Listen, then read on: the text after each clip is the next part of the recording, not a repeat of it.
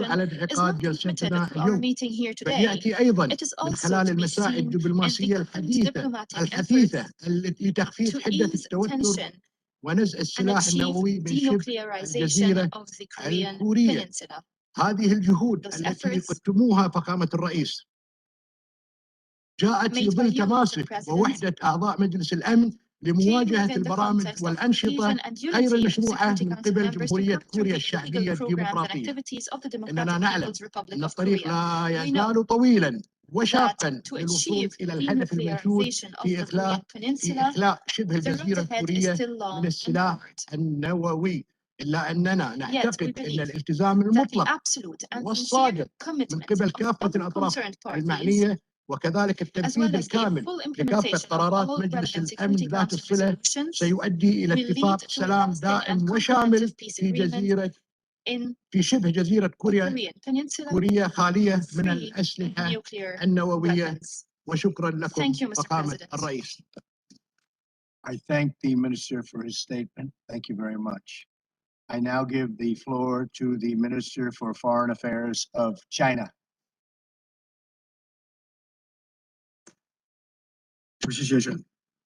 Mr. President, maintaining global peace and security is the primary responsibility of the Security Council entrusted by the UN Charter and a shared responsibility of all Security Council members. Given the complex challenges to international peace and security, how should the Security Council fulfill this mission and play its role? This is a question that deserves serious consideration. China believes the following. The Security Council should perform its function in a fair and just manner as mandated by the Charter. The Security Council must uphold the purposes and principles of the UN Charter and the universally recognized international law and norms governing international relations. It should safeguard the authority and role of UN in international affairs and sovereignty, independence, and legitimate rights and interests of all countries. The Security Council should stick to political settlement as the basic direction. The Security Council should be the strongest advocate for resolving differences and disputes through dialogue and consultation. It should effectively use all tools, including good offices, mediation, peacekeeping, and peace building. Step up preventative diplomacy to serve the larger goal of political settlement. The Security Council should enhance unity to promote consensus. All members must bear firmly in mind their responsibility for world peace and security, enhance unity and coordination, set aside political considerations, and ensure effective functioning of the Council and uphold the common interests of all UN members. The Security Council should strengthen overall planning and coordination to forge synergy. It should coordinate and cooperate with the General Assembly, ECOSOC, the Secretary General, and the UN Development System so that the political pillar and development pillar can support each other and efforts for lasting peace and for sustainable development can be mutually reinforcing. Mr. President, the proliferation of WMD and their means of delivery poses a real threat to global peace and security and is a challenge that we all face. China proposes that we step up efforts in the following three aspects. First, we need to champion the rule of law to consolidate and improve the international non-proliferation regime. The NPT, the Biological Weapons Convention, the Chemical Weapons Convention, the UN SCR 1540 and other Security Council resolutions constitute the legal foundation of the international non-proliferation regime. All of us should earnestly safeguard the universality, effectiveness, and authority of the non-proliferation regime, and in particular prevent terrorists and other non-state actors from getting hold of WMD materials and technologies. Second, we need to take multi-pronged measures to implement the non-proliferation treaty in a balanced manner. Every country must honor its word, show its responsibilities, and fulfill international obligations. The non-proliferation treaty and agreements must be implemented in their entirety. No double standards, discriminatory arrangements, or selective enforcement should be allowed. Third, we need to bolster international cooperation and enhance all countries' non-proliferation capability. Government bears the primary responsibility of non-proliferation. Countries should be supported in developing their non-proliferation policies in line with national conditions and be encouraged to enhance non-proliferation law enforcement capacity building, carry out more exchanges and practical cooperation so that together we could shore up the shortest plank in a barrel and achieve universal security. Mr. President, the JCPOA on the Iranian nuclear issue is a hard-won achievement of multilateralism conducive to international nuclear non-proliferation regime and peace and stability in the Middle East. There is no international agreement that is perfect. The JCPOA has been endorsed unanimously by the Security Council. What happened in the past 3 years shows that JCPOA is a viable agreement. China encourages Iran to continue to fulfill all commitments it has made. At the same time, the legitimate right of all countries to normal economic relations and trade with Iran should be respected. China calls on the relevant parties to bear in mind the big picture, think long-term, and uphold the sanctity, integrity, and efficacy of the JCPOA. Since the beginning of this year, the situation on the Korean Peninsula has shown major progress. China welcomes that, and China has made unremitting efforts for this to happen. China supports the important common understandings reached between the DPRK and US leaders at the Singapore summit, support DPRK and ROK in improving their relations. We call upon all parties to seize the current opportunities, turn the political consensus into concrete actions, and work in the direction of setting up a peace mechanism on the peninsula and the denuclearization on the peninsula to realize lasting peace on the peninsula at an early date. Mr. President, China lives by its commitment to the purposes and principles of the UN Charter, to upholding the UN-centered contemporary international system, and has earnestly fulfilled its international responsibilities and obligations. We need to work together to uphold the efforts to realize peace and security for all. Before I conclude, I need to point out that China has all along followed the principle of non-interference in other countries' domestic affairs. This is a tradition of Chinese foreign policy. Our observance of this principle has received acclaim from the international community. We did not and will not interfere in any country's domestic affairs. We refuse to accept any unwarranted accusations against China, and we call upon other countries to also observe the purposes of the UN Charter and not to interfere in other countries' internal affairs. Thank you. I thank the minister for his statement. Thank you. I now give the floor to the Minister for Foreign Affairs of the Russia Federation.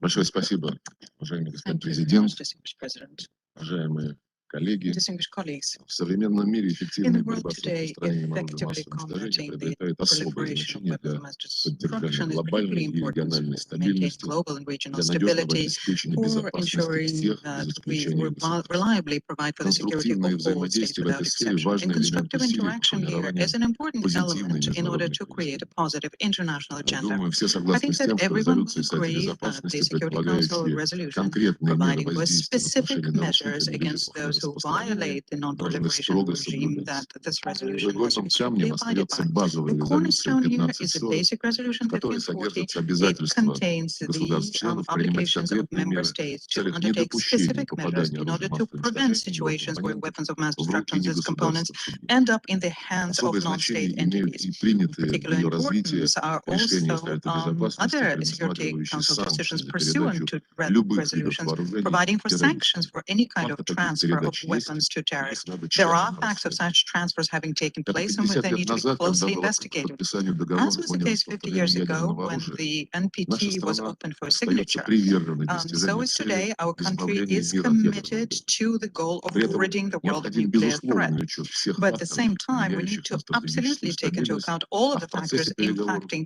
должны strategic принимать stability. участие And in все the course страны, of обладающие negotiations, all countries will военно-ядерным participate, потенциалом. all countries which have the Устремление nuclear ряда weapons стран potential. к запрещению The ядерного оружия в отрыве desire от of основополагающих countries to принципов ban ГНЯО nuclear weapons не смогут separately from the увенчаться basic успехом, а principles of лишь NPT создают cannot be successful двусмысленность and will дальнейших only подходов create к ambiguity нераспространению in оружия our массового future уничтожения. approaches to weapons of Говоря mass о ГНЯО, не destruction and могу не упомянуть non-proliferation. резолюцию Talking about 2231, NPT, I'd которой like to Совет mention the resolution Безопасности одобрил 2231, which was совместный approved by the всеобъемлющий план Security действий Council, по урегулированию ситуации and вокруг which is a иранской joint ядерной comprehension программы. plan of action Односторонний on the выход Iran Соединенных Штатов из этого nuclear program. документа The unilateral withdrawal создает of the United серьезную States from угрозу this для creates a serious threat for the non-proliferation regime.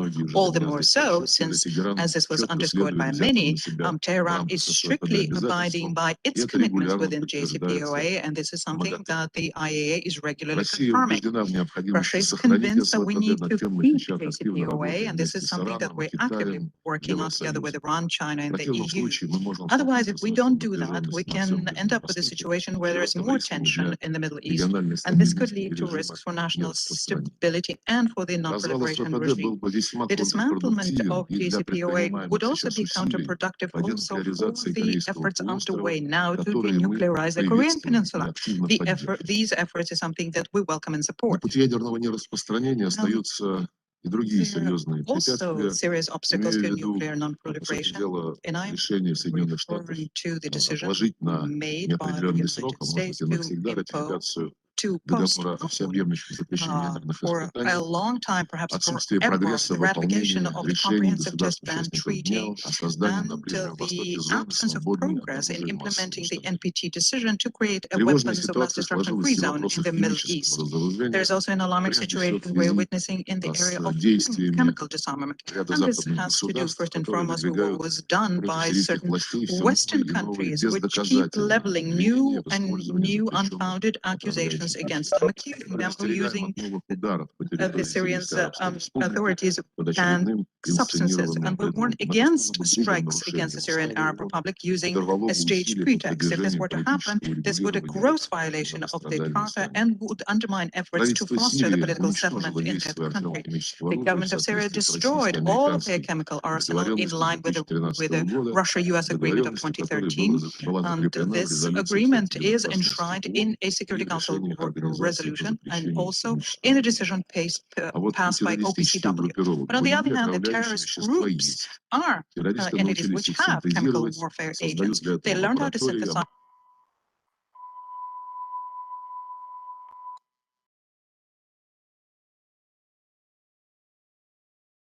Non-proliferation has been high on the agenda of this council. It is therefore timely and relevant that we are discussing this issue at the highest level. Mr. President, a few days ago, the world paid a tribute to the late Kofi Annan. In his final UN speech in 2006, he said, and I quote, "Can there be any threat more alarming in today's world than that of a nuclear or biological weapon failing in the hands of terrorists or being used by a state as a result of some terrible misunderstanding or miscalculation? The more states have such weapons, the greater the risk, and the more those states that already have them increase their arsenals or insist that such weapons are essential to their national security. The more other states feel that they too must have them for their security. This is indeed the reality that we are facing today. Indeed, the proliferation of weapons of mass destruction is posing grave threats to global peace and security. Risks have become one of the most serious challenges of our time. The international non-proliferation regime is under serious challenge, and global anxieties about nuclear weapons are at the highest level since the end of the World War. As Secretary General Antonio Guterres said, we believe it is absolutely vital that we comprehensively address risk of proliferation. There is no other option but to strive to find a negotiated solution to some of the most difficult issues that we are facing at the moment through political and diplomatic means. We have all been observing the developments following the recent summit meeting between you, Your Excellency President, and Mr. Kim Jong-un, whose outcome had given us some sense of hope for the progress towards the denuclearization of the Korean Peninsula and the advancement of peace in the Northeast Asia. We encourage such endeavors, Mr. President, as we have a first-hand experience solving and bringing peace for the no war, no peace situation that existed for more than 20 years between Ethiopia and Eritrea through diplomatic means. Mr. President, we earnestly hope that you will maintain the momentum generated recently with the view to finding a comprehensive, peaceful, and diplomatic political solution to the DPRK issue in line with the relevant Security Council resolutions. This council needs to continue supporting such endeavors. In this regard, the talk about a follow-up summit is indeed encouraging. We also welcome the outcome of the third Inter-Korean Summit in Pyongyang, and we hope this will lay the foundation for the concrete action towards sustainable peace, security, and complete and verifiable denuclearization on the Korean Peninsula in accordance with relevant Security Council resolutions. This council needs to support the relevant parties to make progress in this direction. In this meantime, we believe the implementation of the sanctions regime continue to be very critical. With regard to Iranian nuclear issue, we remain convinced that the JCPOA represents a significant achievement for multilateralism. We, however, understand the challenges and difficulties in the broader implementation of Resolution 2231. While we reorganize the withdrawal of United States from the JCPOA presents a serious challenge. The commitment of the remaining participating countries is critical for the full implementation of the JCPOA. We hope they will continue to exert every possible effort in addressing the prevailing challenges and contribute to the full implementation of this agreement, which still remains vital for the global non-proliferation architecture. In addressing the proliferation risk posed by non-state actors, we believe the 1540 committee continues to have a significant role. Strengthening the assistance framework of this committee to member states aimed to addressing the implementation gaps continue to be important in comprehensively addressing the proliferation risk posed by non-state actors, including terrorists. Furthermore, strengthening the collaboration between the 1540 committee group and of experts and members of the analytical support and sanction monitoring team established pursuant to Security Council Resolution 5026 and 2253 concerning Daesh, Al-Qaeda, and Taliban and associated individuals and entities requires attention from the Council. Finally, Mr. President, multilateral agreements such as the Biological Weapon Convention, the Chemical Weapon Convention, and the Non-Proliferation Treaty continues to immensely contribute to the prevention and elimination of the proliferation of weapons of mass destruction. At the time of great proliferation risk, it is in the best interest of all of us to preserve these important multilateral agreements to guarantee our collective safety and security and ensure their full and effective implementation. Let me therefore conclude my remarks by reaffirming Ethiopia's unwavering commitment to continue fulfilling its international obligation by taking all the necessary measures to prevent the proliferation of weapons of mass destruction and their means of delivery into the hands of state and non-state actors, including terrorists, as well as by fully implementing the relevant Security Council resolution in this regard.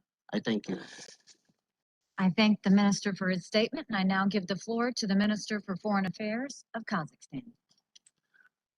Thank you, Madam President. Excellencies, we are grateful to the U.S. Presidency for organizing today's summit meeting of world leaders focused on countering the spread and use of WMD. When previous distinguished speakers mentioned devastating consequences of the use and testing of weapons of mass destruction, I wish this audience and the world to understand that Kazakhstan, along with some other nations and vast territories, have been suffering from them since early days of the Cold War. And this goal is very close to Kazakhstan's heart and is one of the key priorities of my country's foreign policy. Kazakhstan's firm and unwavering commitment to international peace and security commenced upon our independence in 1991. Our head of state, President Nursultan Nazarbayev, took the daring and bold decision to renounce our nuclear arsenal and close the Semipalatinsk nuclear weapons test site, the fourth and second largest in the world, respectively. The international community acknowledged these actions as unprecedented and laudable by instituting the very date of the closure of the Semipalatinsk test site, namely 29th of August, as the International Day Against Nuclear Tests. This year in September, the UN community commemorated the day in a new official high-level format at which the international community reinforced its plea for more effective steps to rebuild trust between nuclear and non-nuclear countries.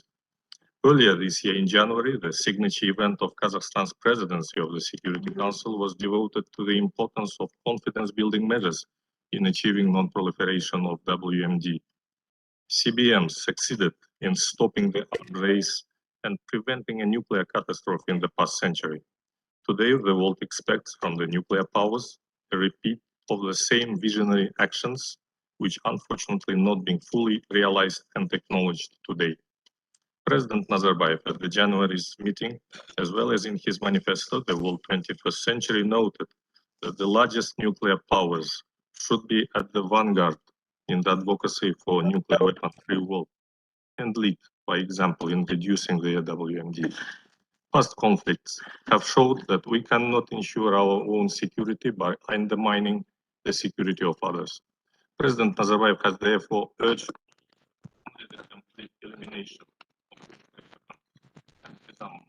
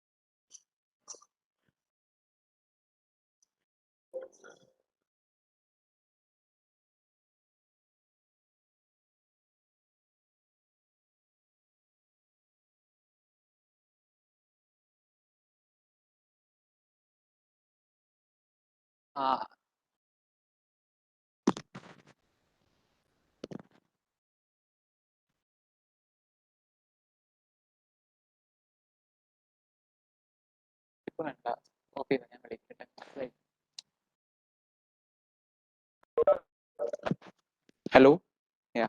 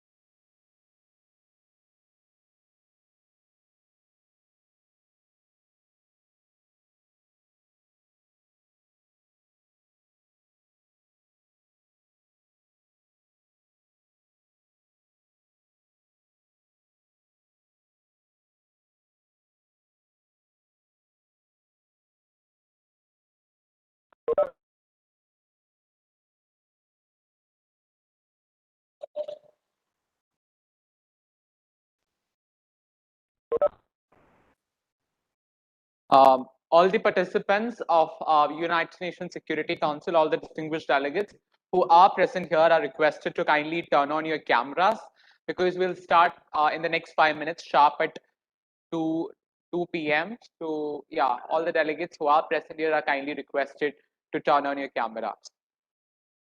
So if your core delegate, like for example, for the delegate of Brazil, your core delegate hasn't joined in yet, kindly request the delegate to join in so that we have the total participation of everybody before we start with the session.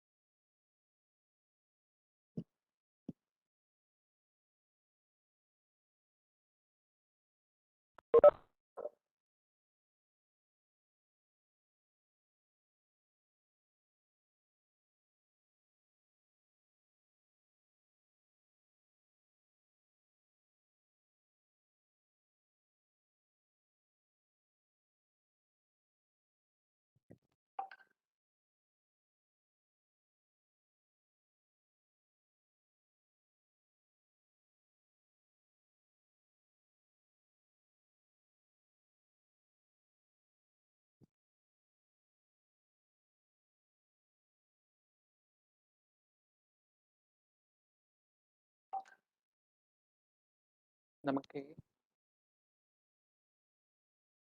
Why don't we start? Delegates, United States of America, please kindly turn on your cameras. If you are, I think if you are good to go, we'll start very soon. So as of now, we have 20 participants. We last time had 22 participants representing 13 portfolios. Secretary General, please turn on your camera if it's possible for you. Thank you. I hope everyone's present. Just to see, we'll just have a look at here that how many companies are present. Yeah.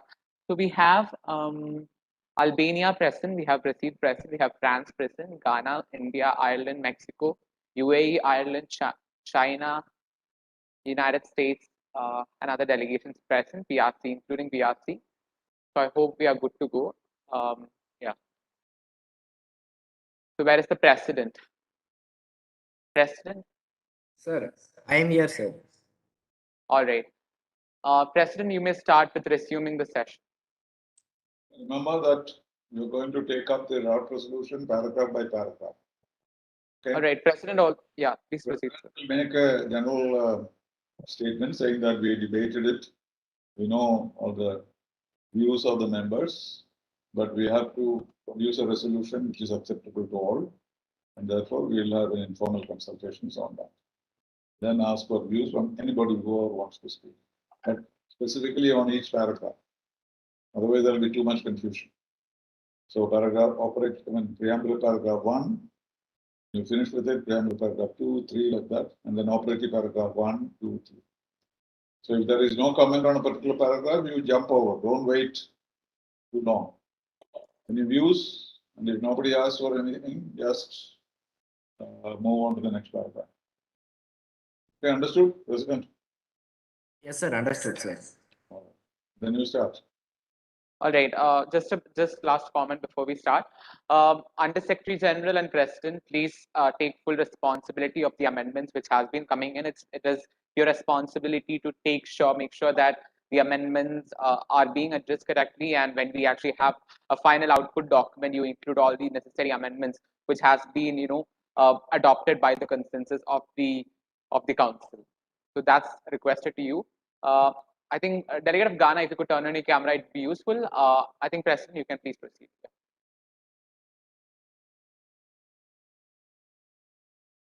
Distinguished delegates, I now adjourn an informal session of Security Council to discuss the draft resolution. The draft resolution is under Security Council. Now, we will go according to the preambular paragraph number 1, recalling its previous resolution on Afghanistan and the relevant statements of its presidents. Does any delegates have any amendments on it?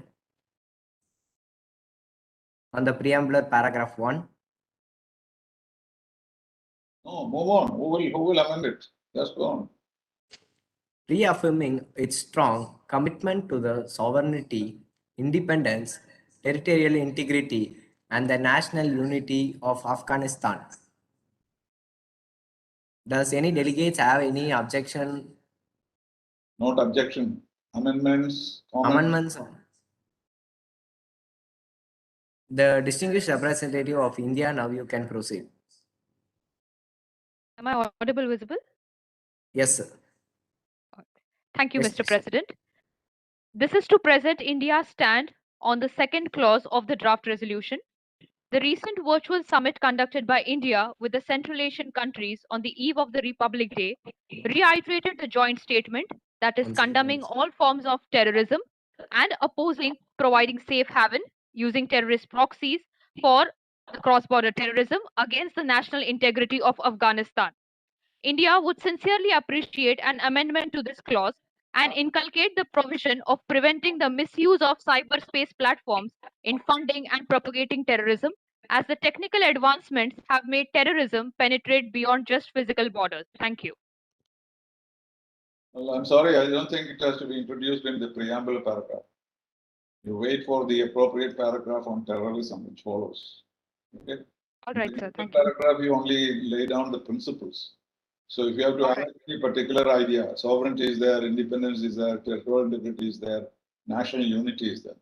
So if there is any phrase which you find missing, you can add. But operative things will go into the operative paragraphs. Okay? All right, sir. Thank you. Thank you, Mr. Distinguished Representative of India. Now the Distinguished Representative of United States can proceed now.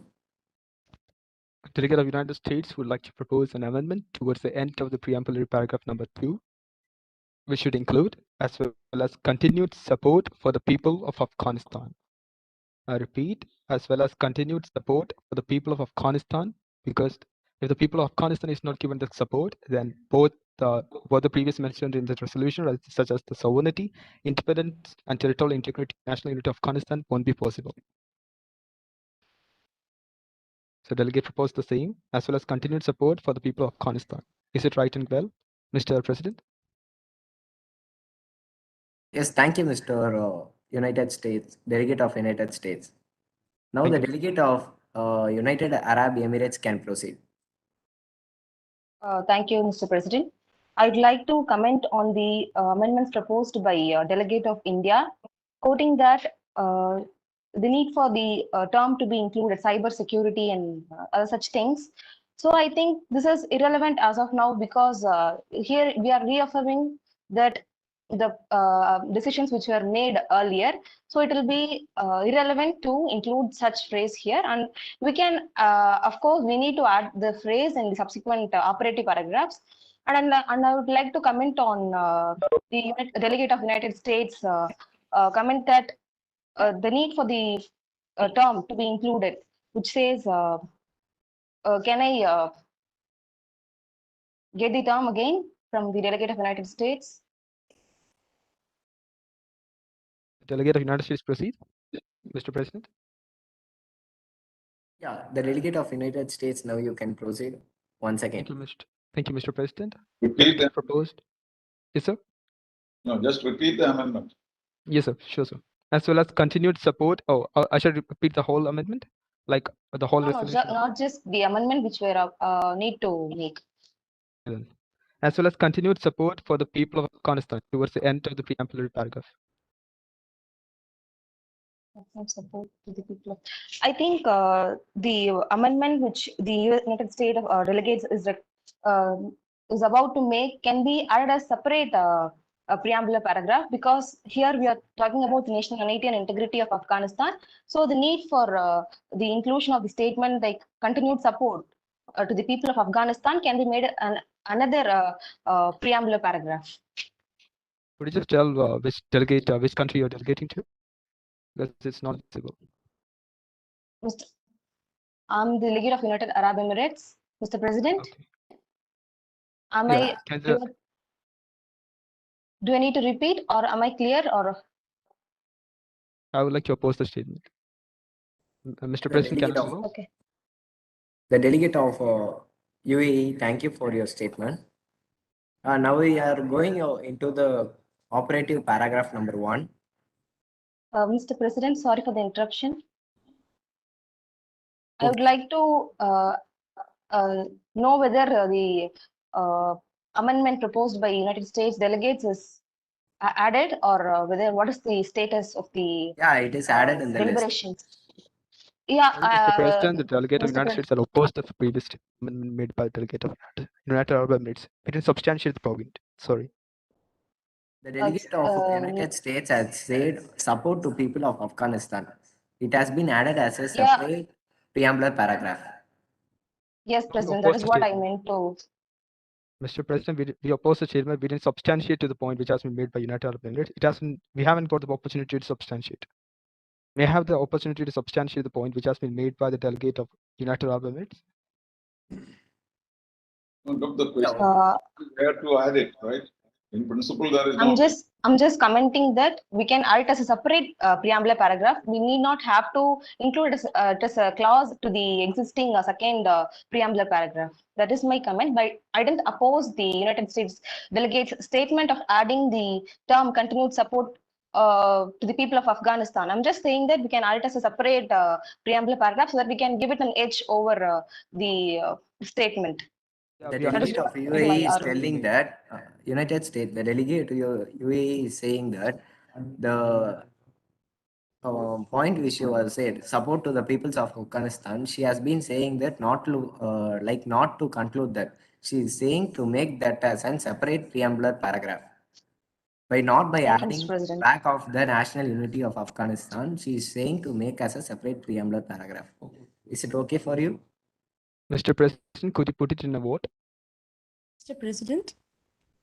Yeah, the People's This Republic is of delegation China. from China. I would like to actually oppose the statement made by the delegate of United States of America. Looking into the operational paragraph 3, it has been substantially given that the humanitarian assistance should be provided to We haven't since gone into the operative paragraphs. We are still in the preambular paragraph only. Yes, of course. course. You can point out. Yes, but it is substantially being clearly given in the operational paragraph 3 that how the humanitarian assistance should be extended to the people of Afghanistan. So the delegation of China doesn't feel that there is any necessity to again reiterate it in the preambular paragraph. Thank you. Yeah, okay. Mr. President, can I comment on that? UAE, you can proceed. Thank you, Mr. President. I would like to oppose a statement made by a delegate of China. So here I say that here in the preambular paragraph, you are just reaffirming to the meetings which were taken earlier.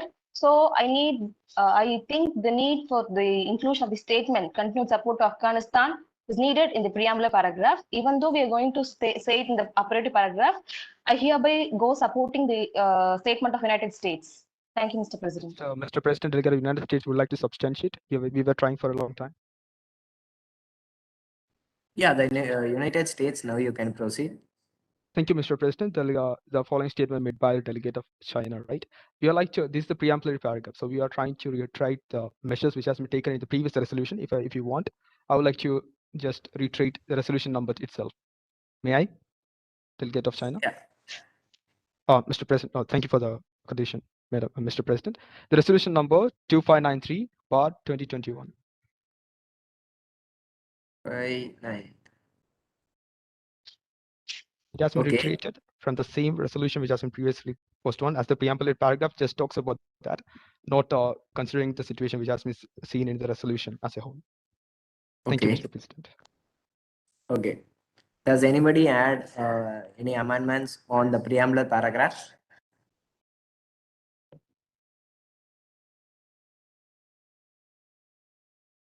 There is no one raising your hand, so we are going to the operative paragraph number 1. What is the final shape? They have said to add a separate preambular paragraph on the support to the people of Afghanistan, sir. Then you have to formulate it. How will you put it? Yeah, sir, we have added it in that. You added it in the sentence or the separate paragraph? What is the decision? See, UAE is saying that she wants it as a separate paragraph. US says it is to be added to the paragraph. So what is your decision? My decision is to make it as a separate paragraph itself, sir. Then you must give the language. Reaffirming also. Right? Yes, sir. That's how will you write? So please read it. Reaffirming also, whatever you want to say. Mr. President? Mr. President, Yeah, this is Delegate of United Arab. I would like to add in the preambular paragraph, reaffirming the continued support to the people of Afghanistan. That is what I meant to add in the preambular paragraph. Thank you, Mr. President. Can you put that in the chat box, what you have said? Also there. Mr. President, that's what the Delegate of the United States just before made. The same resolution, same amendment to the resolution. I think there is nothing new in it. Okay. Mr. President, can I comment on the question of United States delegates? Delegate of United States, I think you have not got my point. I'm just saying that I'm just substantiating your statement, quoting that you wanted to add the statement that reaffirming the continued support of the people of Afghanistan to the second preambular paragraph. I'm just reiterating, I'm just trying to give you an edge over your statement, saying that to include the statement as a separate preambular paragraph. I didn't oppose you. I'm just giving an edge over what you have said. Thank you, Mr. President. So, Delegate, is it like you want to add it as a new separate preambulary paragraph? Actually, the Delegate of UAE is saying that the amendments which you have told, she is saying that to make it as a separate paragraph, but not by adding it in the preambular paragraph number 2. She is saying to make it as a separate paragraph. She is not objecting it. I agree to that. Thank you. Okay. The Delegate of UAE, what you said before this, can you put that in the chat box? Sure, Mr. President. Yeah, okay. Is there any amendment? Change, reaffirming also. Reaffirming the continued support to the people of Afghanistan. Reaffirming also the continued support. Because the previous paragraph says reaffirming. Understand? Yes, sir. Reaffirming also. Reaffirming also, there's nothing to do with the substance. In the form, when the same word is used, you normally add an also.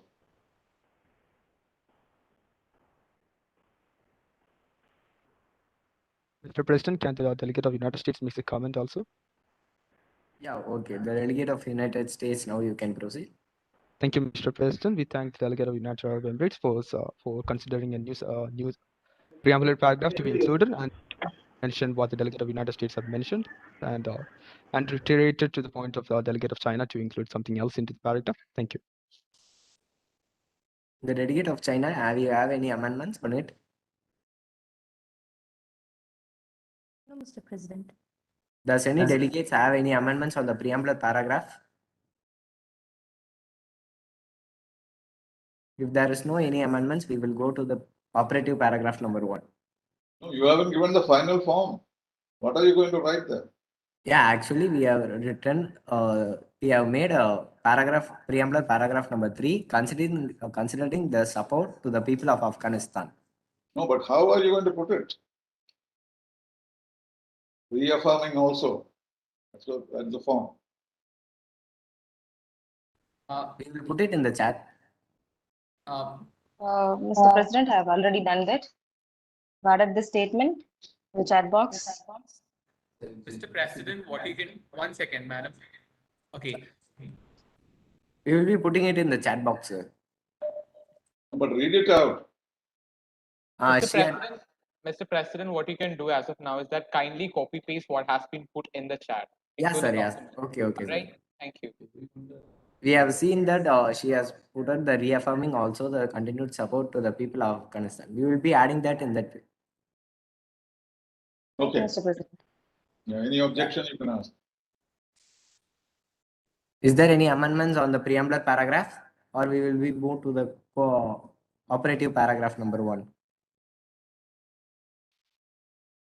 It seems to be there is no amendments, so we'll be moving to the operative paragraph number 1. Condemns in the strongest terms the deplorable attack of August 26, 2021 near Hamid Karzai International Airport in Kabul, Afghanistan, which were claimed by the Islamic State in Khorasan province, an entity affiliated with injuries over 300 civilians with the Islamic State in Iraq and the Levant, and resulted in deaths and injuries of over 300 civilians and 28 military personnel, and takes note of the Taliban condemnation of this attack. Does any delegates have any amendments on the operative paragraph number 1? The delegate of Albania, you can proceed now. Thank you, Mr. President. In the first operative paragraph, the attack on August 26 is mentioned, the account is taken, and Albania condemns such attacks. But here we would also further like to add up the suicide bombings that took place in a Shiite mosque in the Kunduz province, which does not involve any foreigners but the indigenous people of Afghanistan. The reason why we propose this as an amendment to be added is because this instance where more than 50 civilians and 50 civilians have died and hundreds of people have been injured shows that the Taliban have failed to protect their minorities, which they said they would do. The minorities in Afghanistan have already not been represented properly in the interim government, and such incidences shows that the Taliban are not capable of protecting their Afghan and their minorities. Thank you, Mr. President. Thank you, Mr. Delegate of Albania. Now the delegate of China, now you may proceed. Thank you, Mr. President. The delegation of China would like to add a stance of global condemnation and acknowledgement of the atrocities committed by foreign security forces in the soils of Afghanistan. Can you repeat it once again? Global condemnation and acknowledgement of the atrocities committed by foreign security forces in the soils of Afghanistan. Is it a separate paragraph? It is a separate yes, paragraph, or you maybe add it as a separate paragraph after this one. The thing which you told, can you put it in the chat box? Yeah, sure, sir. Mr. President. Mr. The President. delegate of Ireland. Yeah, I will give the chance. The delegate of Ireland, you may proceed now.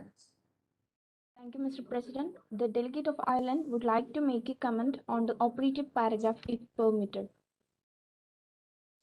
As the situation continues to deteriorate, the resolution calls on everyone to make all efforts and surrounding areas to ensure people can live and humanitarian assistance can arrive, underscoring the importance to fight terrorism within the country. Thank you. The delegate of Ireland, the thing which you told, can you put it in the chat box? So it will be easy to note it down. Sure, sir. The delegate of UAE, now you may proceed. Thank you, Mr. President. Mr. President, I would kindly recommend considering for the international community to remove or delete the paragraph 1 as it stands irrelevant at present context, and as within the course of time you may have noted from the deliberations of the earlier delegates from various nations saying that there are many such incidents have taken place. So I would say that UNSC's resolution is something which is of utmost importance, and adding in such condemnation statements, which I acknowledge that may help in preventing such future incidents. But the point I'm trying to make here is that adding such condemnation statements, there are they include many such incidents. Recently, we could the recent attacks of Houthis on UAE, which many of you are aware of, I hope. So I would recommend that deleting the paragraph 1 will be of, which is my recommendation. Because if As you we were started, saying, to delete the paragraph number 1. yes, Mr. President. Yes, Mr. President. Yeah, the delegate of United States, you may proceed now. Thank you, Mr. President. So the delegate of United States would like to comment on the first operative paragraph that to those who carried out this attack, as well as anyone who wishes America harm, know this: we will not forgive, we will not forget. We will hunt you down and make you pay. America will defend our interest and our people with every measure at America's command. They were part of an airlift and evacuation effort unlike any seen in history, with more than 100,000 American citizens, American partners, and Afghans who helped us, and others taken to safety. This is why, from the outset, America has repeatedly said that this mission was extraordinarily dangerous, and why America has been so determined to limit the duration of this mission. And America will not be intimidated. Thank you. Thank you, Mr. Delegate of United States. The United States, David, you may proceed now. Delegate, recognized Delegate of United States. The co-delegate did the Mr. President. Recognize him. Yeah, the Delegate of United States. Yes, President. What you were saying? Did you recognize the co-delegate of United States? Me. Co-delegate of the United States. Did you just recognize me, or did you call anyone else? Because I heard it United States.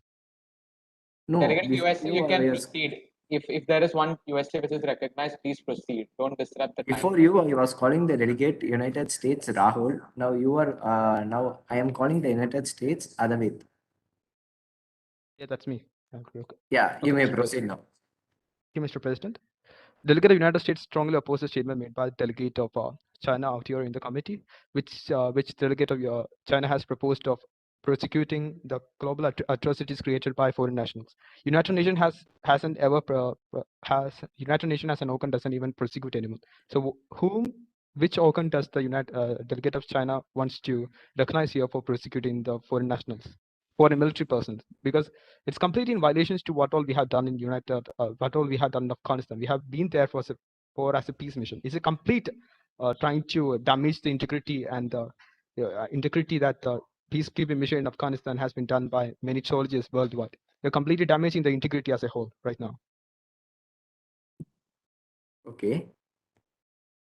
Actually, we need to conclude it, or we need to add it as another cooperative paragraph. Mr. President, it shall not be added. Yeah, because okay. it completely violates the principle of United Nations itself. The thing which you told, can you put it in the chat box? No, sir. No, Mr. President, please delete what the delegate of China has just put up. Yeah, okay. You are saying that the thing which China has said, you should be deleted. Yes, Mr. President. Okay. The delegate of Mr. President, 1 second before we proceed with the debate. I know this is an unwanted intervention, but Mr. President, please clarify the current status of it, because I think people are missing out on the status. When you have an amendment on table, you actually take in statements which are in favor and which are in against. Now, speak for one statement at a time, and please decide, is it going to be added to the main draft or will it be deleted? So after one statement is accepted or being rejected, then you proceed to the next statement. And I also request all the delegates to discuss one amendment at a time, and once that is rejected or declined, please move into the next amendment. So when you are recognized, if you have something to speak on one particular amendment, go with that. So that actually creates a better flow. So if somebody is speaking on one amendment, like for example, the People's Republic of China here told about a particular amendment in the sense of prosecuting foreign national soldiers who have committed human rights violation. Like for example, if that is the agenda, please conclude your discussion on that. Decide whether or not are you going to include it in the main draft or not reject it if majority is opposing it. So do it by committee consensus, President. Please proceed. Yeah, the delegate of India, you may proceed now. Thank you, Mr. President. As India focuses more on resolution, India would want to amend the operative paragraph 1 and add The need to hold perpetrators, organizers, financiers, and sponsors of these reprehensible acts of terrorism accountable and bring them to justice. As to conclude this operative paragraph, we need to find a concrete solution. Thank you. Okay. The delegate of Brazil, you may proceed now. So I would like to oppose the statement told by the delegate of UAE because she told that we have to delete the entire paragraph, but if we delete it, then the work and the atrocities done by the Taliban will be right. So it should not happen, and many public and many children, many women and men have lost their life in this. So we should not delete it. Okay. Mr. President, I would like to comment on the statement made by Delegate of Brazil. May I proceed? The delegate of UAE, now you can proceed. Thank you, Mr. President. I'm just reiterating that since you have seen from deliberations of the various delegates, if we started making in amendments to the first stanza or first operative paragraph, it would become an essay. So since terrorism is dealt in the second operative paragraph, the general note is being given in the second operative paragraph. So if we started adding in amendments to the first operative paragraph regarding the recent attacks made by terrorist outfits in the airport, I guess. So which is, I recommend that it is diluting the resolution the UNSC is about to make. Thank you, Mr. President. Thank you, Mr. Delegate of UAE. The delegate of France, you may proceed now. The delegate of France, you are muted. Am I audible, Mr. President? Yes, delegate, you are now audible. I would like to oppose a statement made by the delegate of UAE saying that it will dilute the entire vision of the UN statements. So I would like to proceed that the utmost care of this Secretary General meet is regarding the Afghanistan's crisis issue. So in relevance to the massacre or genocide happened in the airport is utmost of the relevance and need to be debated and need to be amended as per the say. And instead of amending it or making it a debatable form of statement, deleting it doesn't make any good. That's all, Mr. President. Thank you, Mr. Delegate of France. Mr. President, Delegate of United States would like to oppose the statement made by Delegate of United Arab Emirates. Yeah, the delegate of United States, you may proceed now. The delegate of United States completely support the statement which has been made by the delegate of Brazil as well as the delegate of France in telling that it is not dilution of the amendment at all, because we could find that Islamic State of Khorasan as of now we don't know if they are an entity of Taliban or not. As a result, specifically mentioning and condemning the acts of Islamic State of Khorasan definitely does mean one particular thing. That is, we are completely contempting the atrocities of Taliban itself. We can't completely, because Islamic State of Khorasan or any other terrorist entities, they all have been cut out from the same cloth itself, same dirty cloth. If it's the same, we can't say, because as of now, we don't have any sort of information regarding it or not. As a reason, the condemnation should be included and shall be included. There isn't any type of dilution in the amendment which has been said by the delegate of United Arab Emirates. As a reason, the committee shall be supporting the delegate of Brazil as well as the delegate of France in this matter. Thank you. Actually, the delegate of United States, you are saying not to delete the paragraph, and the amendments which have been made should be added in that. Am I correct? Yes, Mr. President. Yes, thank you, Mr. Delegate of United States. Mr. President, before you proceed, now there are automatically statements for and against the amendment which has been suggested by the delegate of the United Arab Emirates. Now, depending on the people who are, I think maybe a majority of people have spoken against the amendment or for the amendment. Now it is up to you to decide which actually constitutes majority here and which consists the majority interest. So depending on that, you have to make a statement whether or not do you accept that amendment or do not accept that amendment. So that's how you go about it. Now you can stop recognizing people and maybe conclude with this amendment. That is also possible for you. Mr. President? Yes. Can I make a note of certain amendments and addition made to the paragraph? Let him deal with the amendments that he has in front of him. Don't be too much of confusion. Actually, I would like The delegation of China would like to oppose the point given by delegation of United States of America on condemning the atrocities made by the foreign forces. If we are ready to condemn the actions of Taliban, then we have to consider the atrocities committed by the other forces in Afghanistan too.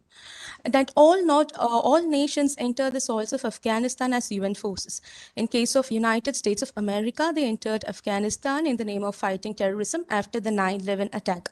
So it cannot be taken as a complete allegation on the UN forces. And recently, America also conducted an air drone strike in Kabul. First, it justified its action as righteous and then later claimed it to be a mistake. So by claiming it as a mistake, can US take back the damages made in Afghanistan? So I would like to add the global condemnation. So further, any outside parties or countries will not use the soils of Afghanistan for their personal interests. Thank you. The delegate of China, the thing which you have said now, can you put it in the chat box?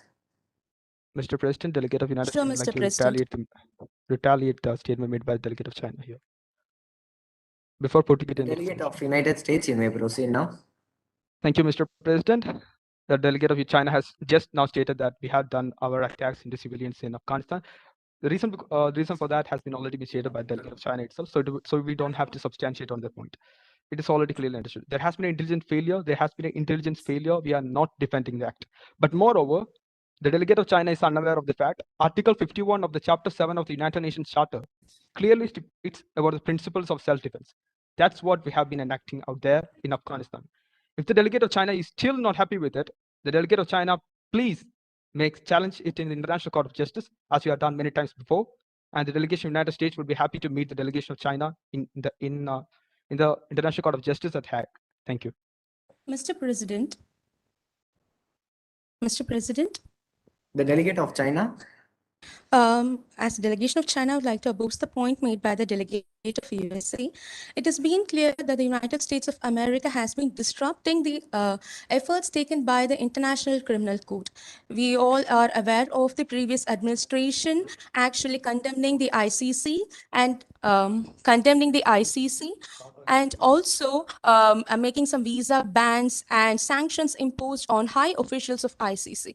If they are ready to take up the global voices against their actions in Afghanistan, why they are doing so in the case of International Criminal Court?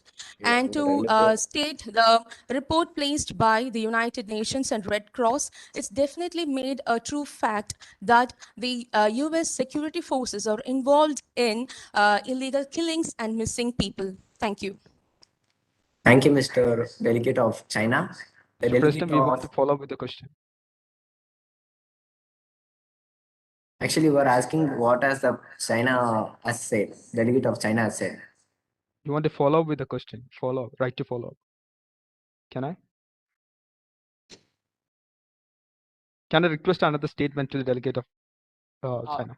Mr. President of the United Nations Security Council, so what you can do is that there are two separate amendments which has been put on table. Number one, by the People's Republic of China, which claims that the peacekeepers or even the people, including the foreign nationals, are to be punished for their actions. Number two, the second amendment, which was suggested by the delegate of UAE, saying that deletion of the paragraph number 1. Yes, deletion of paragraph number 1. So in that case, you have to prioritize on both these amendments and make sure that there is a clear different stance taken. Now, seeing that you have taken both statements for the amendment and against the amendment, kindly decide and please proceed, or else we are going to entire day going to sit and deliberate on one particular paragraph, and that's not going to happen. Please proceed, Mr. President. Actually, many of them is supporting should add that amendments according to that, and some only supporting for the deletion of the operative paragraph number 1. So many of them supporting the addition of the amendments. So we will be going to the addition of the amendments itself. Mr. President, please clarify which amendment, about China or about the United Arab Emirates. Please clarify when you give out statements. Don't keep it vague. Actually, we are adding the amendments which have been made by the United States.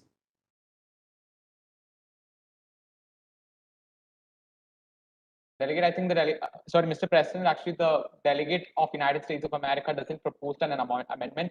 Basically, the delegate of USA was actually opposing the amendment suggested by the People's Republic of China. So in that case, the amendment doesn't happen. So we have to clarify Actually, the China amendment has been does saying not that happen. global condemnation and the acknowledgement of the atrocities. And the UAE, he was saying, I think we comment on the operative paragraph. Mr. President, you must stop this discussion. This is a comprehensive paragraph in operative paragraph 1. Okay. And it's a compromise formulation. So it's better that we don't add anything to it, but these ideas can be included in any other paragraph. On that, that understanding, we can move on.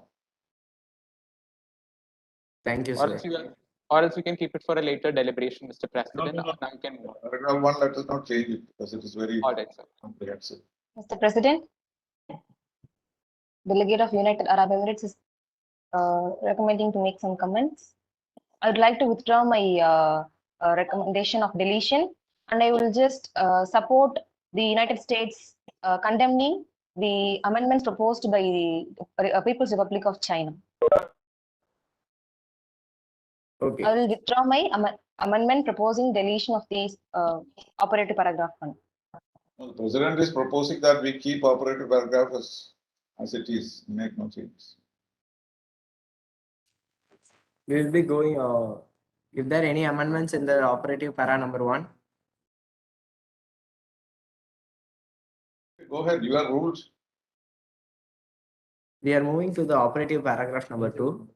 Demands that Afghan territory not be used to threaten or attack any country or to shelter or train terrorists or to plan or to finance terrorist acts, and the importance of combating terrorism in Afghanistan, including those individuals and the entities designed pursuant to Resolution 1267, 1999, and those the Taliban's rebellion commitments. Is there any amendments or objection on the preamble paragraph number 2? Mr. President, I would like to make an amendment. The delegate of Mexico, you may now proceed on. Thank you, Mr. President. Mexico is providing the amendment for the addition of a word, actions needed to curtail illicit drug trade, because it's been one of the major source of Taliban in the recent years. And after the combating terrorism, the third line, the sentence needed to be added. Shall I put it in the chat box? Yes, delegate of Mexico, you may proceed in the chat box, so it may be easy to conclude that. The delegate of France, you may. Mr. President. Now, Mr. President, before delegates, just a second. Delegates, just a second. Mr. President, now you please make sure that is this amendment going to be in table or not, in the sense that is this amendment going to be added or not, before you take in other amendments. Now, once you finalize this, please proceed to the amendments which are in other delegates. And also other delegates, just to keep a note of it, if you're proposing an amendment, raise your hands and propose. Others, just you have to make or oppose someone what you have said or what someone else has said, kindly lower down your hand. Only those people who are proposing amendments raise your hands, so that it would be easy for Mr. President to recognize the amendments as it is. So all those who are proposing, who just wanted to speak or just wanted to oppose the statement, lower down your hand, so that it is that creates some clarity for Mr. President as well. I expect the delegates for doing this so that we can move in consensus. Mr. President, please proceed. Yeah. No, may I suggest something? Yes, Our sir, basic approach should be to retain the text, because this is a text which was adopted in the Security Council. So it's after a long debate discussion. What we are trying to do is whether we can add something useful and valuable. So the idea is not to remove everything, but if there is a shortage of some idea, and that can be inserted, but not to rewrite the whole thing. That will not work, because this is already a consensus text, and only China and Russia is abstaining on it. So suppose Mexico says, if you don't add this, I will also vote against the resolution, then it becomes a problem. Understand? But if others can go along, then we can conclude the discussion faster. So you find out what exactly Who was the one who suggested something in paragraph 2 and take it on and see whether it has any objection, otherwise just drop it.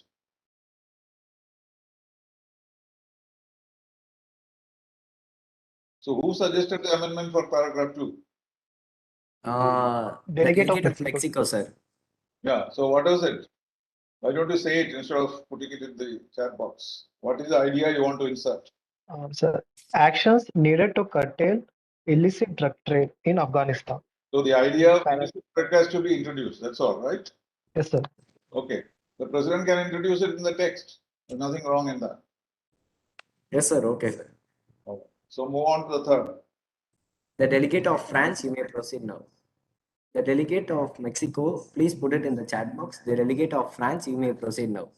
Thank you, Mr. President. I would like to make an amendment in the second para. The international alliance should be formed to closely monitor and assist Afghanistan in combating terrorism and making that the landlocked country won't act as a base or shelter to train terrorists. This is my amendment, President. Trade terrorists? What does it mean? Excuse me, sir? Trade. TRADE. Train. It's not trade, sir. It's train terrorists. Train. Okay. Well, that's not a bad idea. Yeah, we need to form an international alliance so that all cooperative governments interested in promoting peace and stability in the country can work together. Given that the American has 20 years of deep knowledge and intelligent data, and Chinese, along with the Indian force of the army, we can establish. No, you suggest the language, what you want to insert. International alliance, sir. No, where? Just say it, where it is. In the first para, instead of demand. First para? It is now third para. We are in the operative para number 2. Operative para number 2, first para, sir. That's over. We have accepted it already. Now we are discussing para 3. I think, sir, we are still on paragraph. Sir, we are still now in the operative para number 2, sir. We haven't moved to the operative para number 3, sir. Okay, so? Actually, we got the objection, we got the amendment from the United Delegate of Mexico, sir. Other than that, we didn't get, sir. Mexico, we said we will include it. Yes, sir. So with So that, we are going on the amendments on the others, sir. No, but that's what I said. We are not going to amend that paragraph anymore. We will include that particular one and move on. And then these ideas can be inserted in some other paragraph. Because otherwise, we will not be able to move. Yeah, yes, sir. Okay, sir. Then we will be moving to the cooperative para number 3. So only the Mexican amendment will be included in para 2 so far. Yes, sir. Actions needed to curtail illicit drug trades. That will be alone included in the para number 2, sir. Illegal trade as an idea, wherever it is appropriate, you can insert. Yes, sir. Okay, sir. Delegates, we are moving to the cooperative para number 3. Calls for strengthened efforts to provide humanitarian assistance to Afghanistan. Calls on all parties to allow full, safe, and this is about humanitarian assistance. Everybody agrees with that. So let them see and tell you whether there is any change needed. This is a universally accepted paragraph. Yes, sir. Okay, sir. So any linguistic changes anybody wants to ask? Is there any amendments Mr. President. want to made on the para number 3? Mr. President. United States.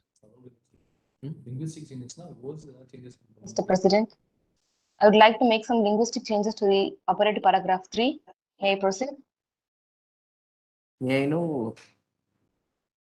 UAE. The delegate of UAE may proceed now. Thank you, Mr. President. I would like to add upon the word next to ensure, including with respect to internally displaced persons, to ensure. Can you spot the sentence, Mr. President? Yes, it is in the 5th line. To ensure the timely delivery of such assistance. No, harmless. Timely delivery of such assistance. That's perfect. Find out where it is to be inserted and insert it. Yes, sir. It has been inserted in that area, sir. To And I would ensure like to the propose timely one more delivery of. Okay, you such give. assistance. Yeah. Yeah, it has been inserted in that 5th line. Yeah, Thank what you, is Mr. your President. And I another would like to, amendments? yes, Mr. President, Delegate of and I would United like to States would like add, to Mr. President, may I proceed? Yeah, proceed. And strongly encourage us, provide us to use reasonable efforts to minimize the accrual of benefits, whether direct or diversion to individuals or entities designated on the sanction list 1988, calling upon the United Nations to take an active role in coordinating such assistance going forward. I'd like to take in a direction that it is given some operative nature instead of just proposing it. I would like to add upon United Nations to take upon the role of an active coordinator. Yeah, the delegate of UAE, what you have said, you can type it in the chat box. Mr. President. Thank you, Mr. Mr. President. Mr. the President. Delegate of United States would like to make an amendment. Mr. President. This delegate of Albania, you may proceed now. Mr. President, I would like to add up on the statement given by the delegate of UAE. I would like to propose a forming of committee with the Security Council and the United Nations in hand to track all the humanitarian aid that has been flowing to Afghanistan. This would give an accountability and it will ensure future investments, future humanitarian aid, and it can make sure that it reaches the people who need it the most. That's it. Thank you, Mr. President. Mr. President. The delegate of India, you may proceed now. The delegate of India wants to express dissatisfaction on the proceedings of the council currently because many delegates have been presenting their points before the president first recognizing them, which is making the other delegates not present their point on time. So kindly look into the matter. Thank you. Okay. The delegate of Ireland, you may proceed now. Thank you, Mr. President. The delegate of Ireland would like to amend to the amendment permitted. We would like to add at the last of the para, Can you repeat it once facilitate again? the safe we would like to add an amendment in the last of the para. Yes, okay. Facilitate the safe What is the evacuation of amendments? civilians. Facilitate the safe evacuations of the civilians.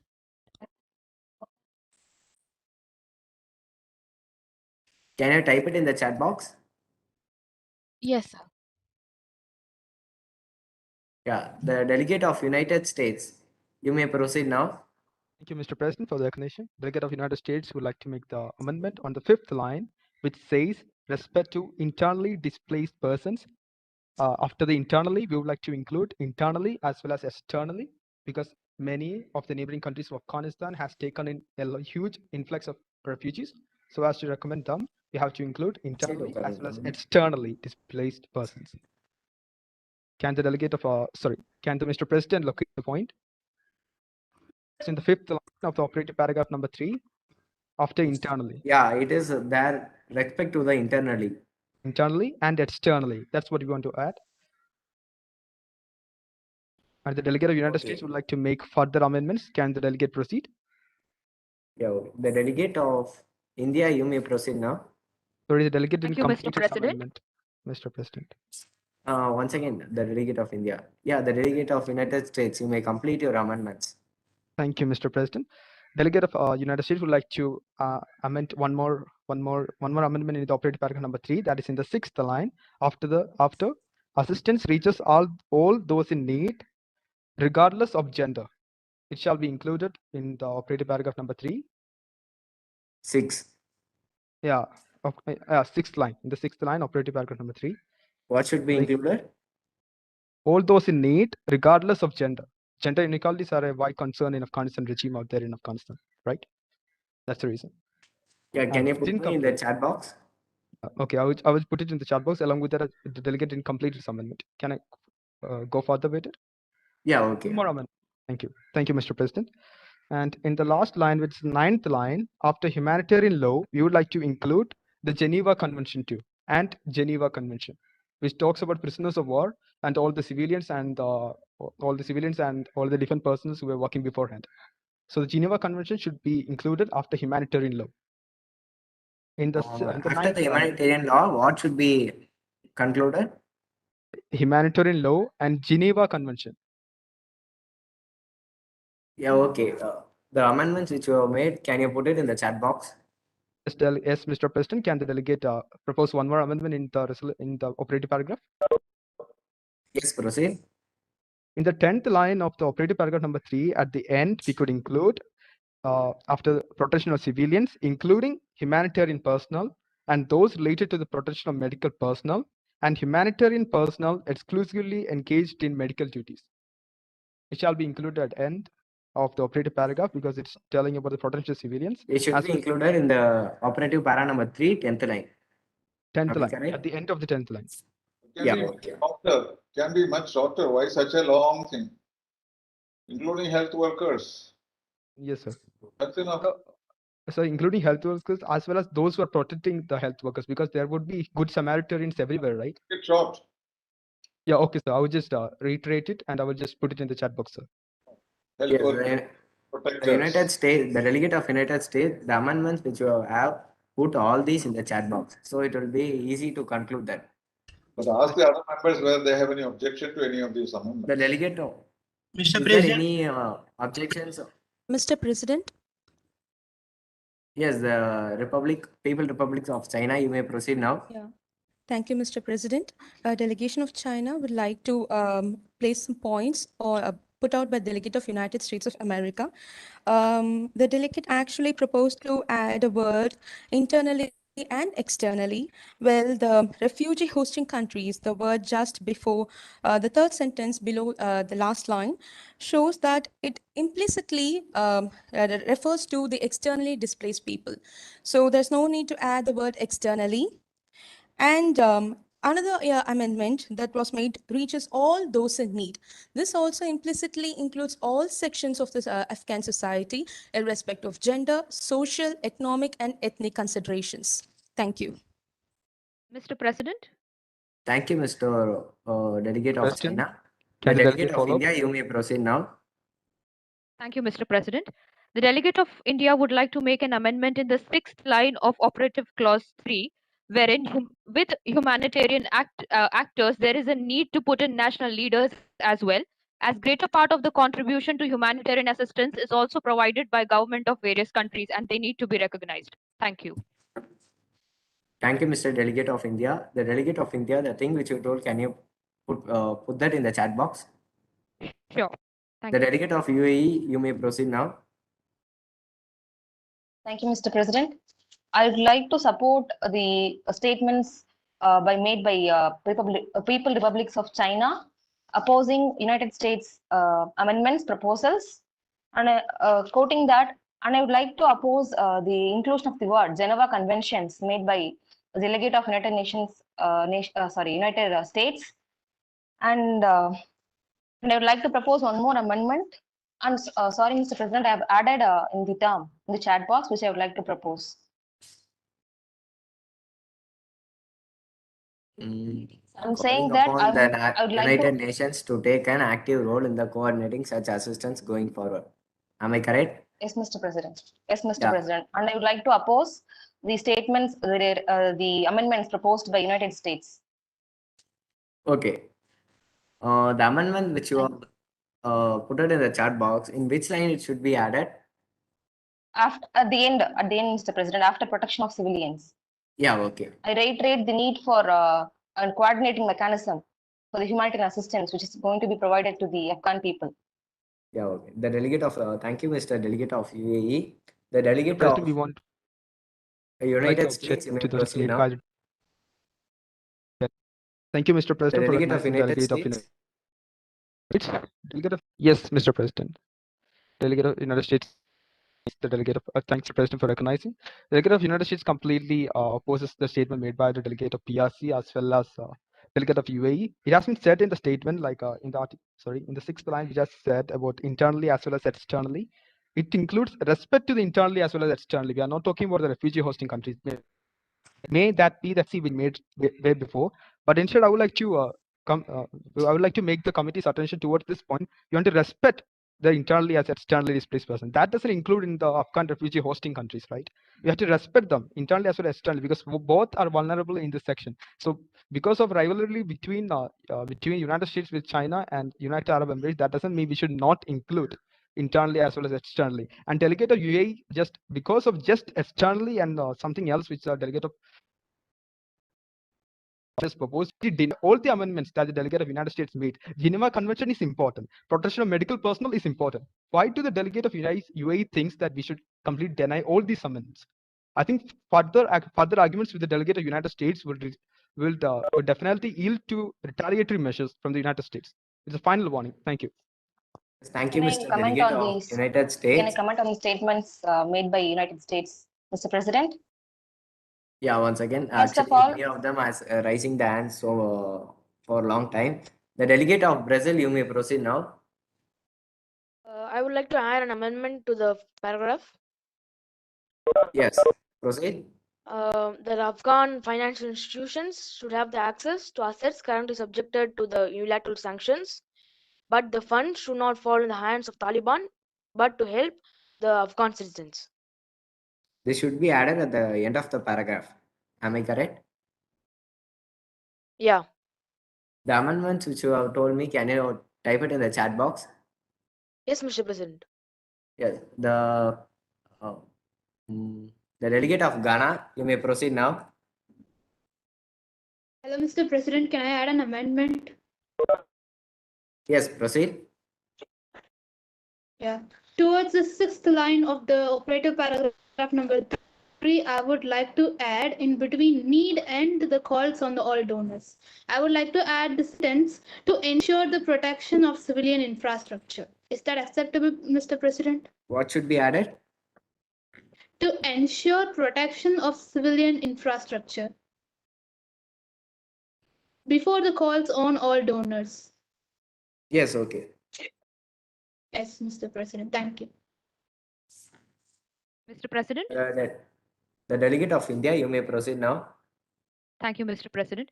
Mr. President, the delegate of India would like to highlight the complexities that are put forward by the delegate of United Arab Emirates by trying to eliminate all the necessary clauses and raises support to the delegate of United States of America and would appreciate if the president allows the reflection of furthermore ideas on operative clause number 4 to wind up with the current clause. Thank you.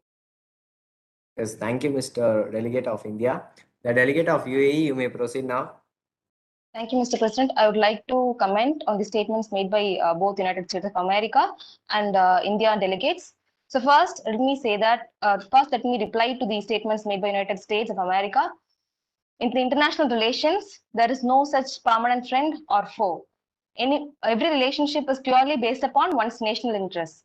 So I here condemn the statements made by United States of America, saying that it would take retaliatory actions on United Arab Emirates statements. And also, I would like to reimpose that I didn't completely reject the amendments proposed by United States of America. I would like to make this reply to both the United States of America delegates and the India delegate, that I'd like to support the recommendations regarding the inclusion of the term medical service providers. And I would just like to oppose Geneva Convention, since humanitarian law includes every such internationally existing laws. Thank you, Mr. Delegate of UAE. The delegate of Albania, you may proceed now. Mr. President, I would like to reject the statement given by the delegate of Brazil, saying that the Afghan financial institutions should have access to assets currently subjected to unilateral sanctions. The Afghan financial institutions are currently under the control of Taliban, and Taliban have not been recognized internationally. So at this moment, it is not correct to give them their access through the assets which are under unilateral sanctions. So kindly consider to remove that or not add that paragraph, Mr. President. Yes, thank you, Mr. Delegate of Albania. The delegate of Brazil, United States, you may proceed now. Mr. President, for the following which has been made by Delegate of United Arab Emirates is strongly condemned by the Delegate of United States. May it be understood there has been a huge fallacy made in the statement regarding the Geneva Convention itself by Delegate of United Arab Emirates. Geneva, am I audible? I think I have some internet issues. Audible, Mr. President? Yes, audible. Delegate of United States, you are audible. Thank you, Mr. President. The way I stopped was in the fallacy which has been made by Delegate of United States, United Arab Emirates regarding the Geneva Convention itself. Let it be understood that certain organizations like just International Red Cross functions under the Geneva Convention rule itself. So for them to operate, because International Red Cross has its commitments regarding any of this conflict happening in countries like Afghanistan or any other conflict-ridden countries, though all those are applicable under the Geneva Convention itself. So completely denying the fact that Geneva Convention is not at all useful is a complete big fallacy or a blunder made by a Delegate of United Arab Emirates. And moreover, our retaliatory measures are permanent. Understand it? We can make temporary or permanent retaliatory measures. United Arab Emirates, we don't have it. We only have national interest when such a thing happens to the country's foreign policy towards United Arab Emirates. We are having consistent foreign policy with the United Arab Emirates because of the gaffle given by the Delegate of United Arab Emirates. We don't want to damage our relationship with the United Arab Emirates government. Thank you. Yes, thank you, Mr. Delegate of United States. The Delegate of Brazil, you may proceed now. Can I make a suggestion? Because we have no time to go like this. So what you need to do is all those chat box things, you take on your responsibility to suggest solutions. Okay. So collect all the amendments, put them in the chat box, and then you will consider it and find a final formulation. All the delegates who have amendments on the cooperative para number 3, you may put it in the chat box. It will be considered, it will be taken. So it will be easy to conclude it. We are moving to the cooperative para number 4 since the time is less. Reaffirms the importance of upholding human rights, including those of women, children, and minorities. Encourages all parties to seek an inclusive, negotiated political settlement with the full, equal, and meaningful participation of women that responds to the desire of Afghans to sustain and build on Afghanistan's gains over the last 20 years in adherence to the rule of law and underlines that all parties must respect their obligations. Is there any amendments should be made on the operative para number 4? Mr. President? Yes, the Delegate of India, you may proceed now.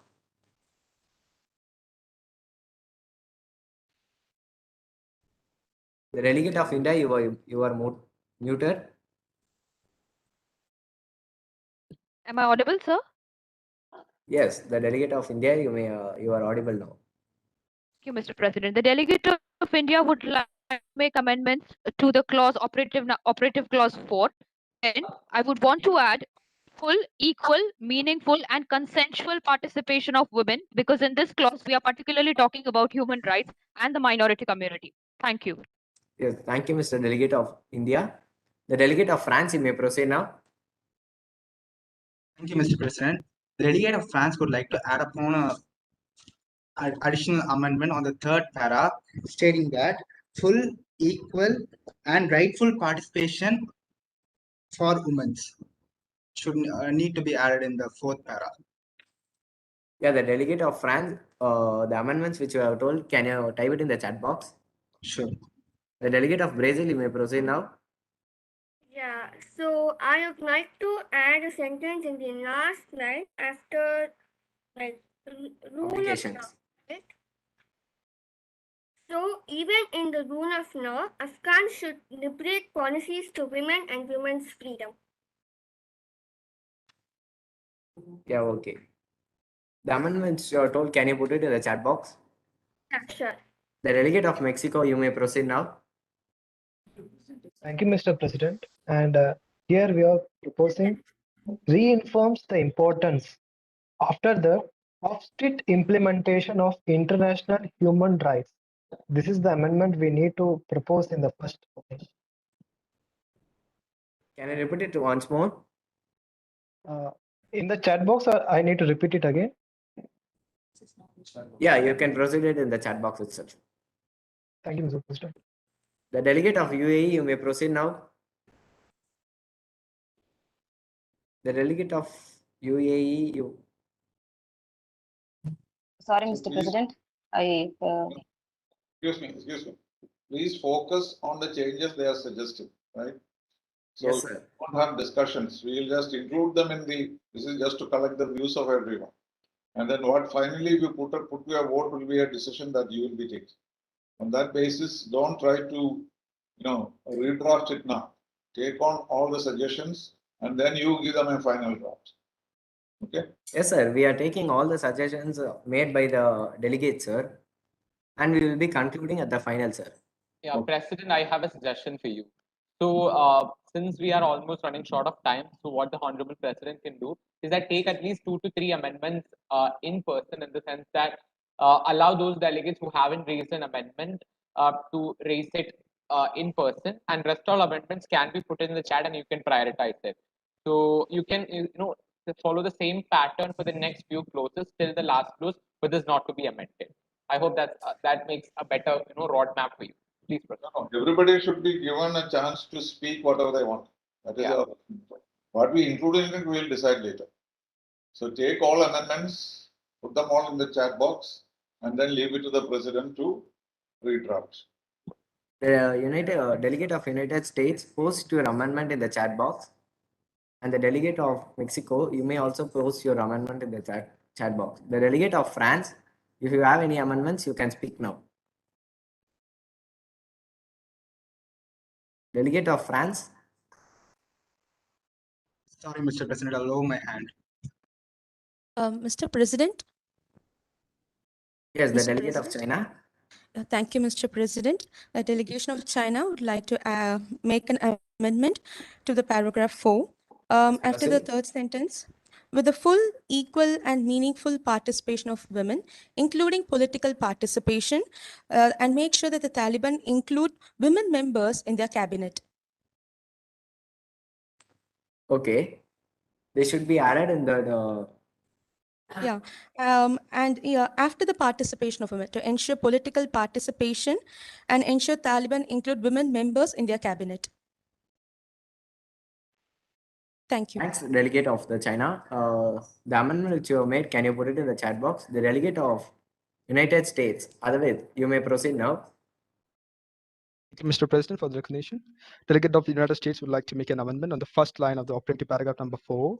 After reaffirming the importance of upholding human rights, we would like to include of all individuals. Could the delegate, Human rights Mr. after President, that. Yeah, after human rights of all the individuals. Could the Mr. President locate the point? Okay.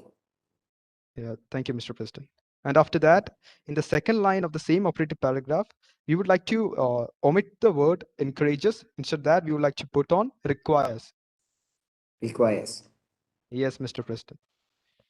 Yes, okay. Shall I write it in the no, right? Yeah, it has been concluded. Is there any amendments should be made on the operative para number 4? Mr. President? The delegate of UAE. Mr. President, I would like to propose an amendment to the first line of the operative paragraph 4, reaffirms the importance of upholding, and after that, and calls on all parties in all circumstances to respect human rights. Calls on all parties. In all circumstances.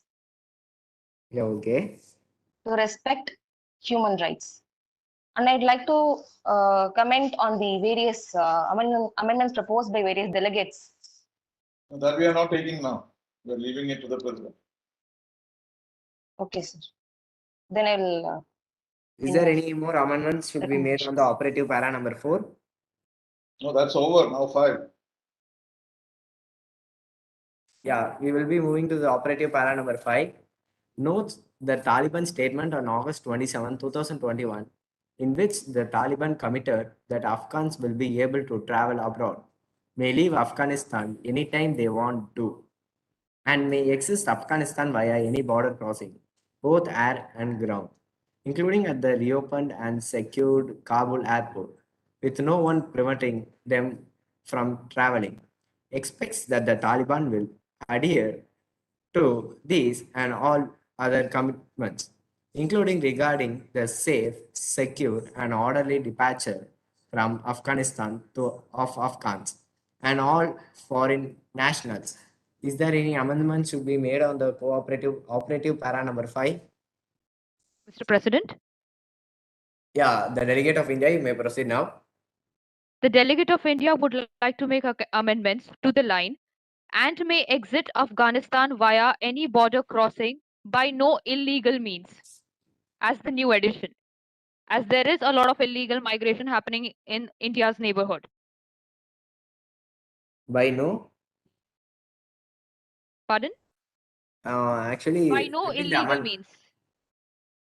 May exit Afghanistan via any border crossing by no illegal means. Yeah, okay. Thank you. The delegate of UAE, you may proceed now.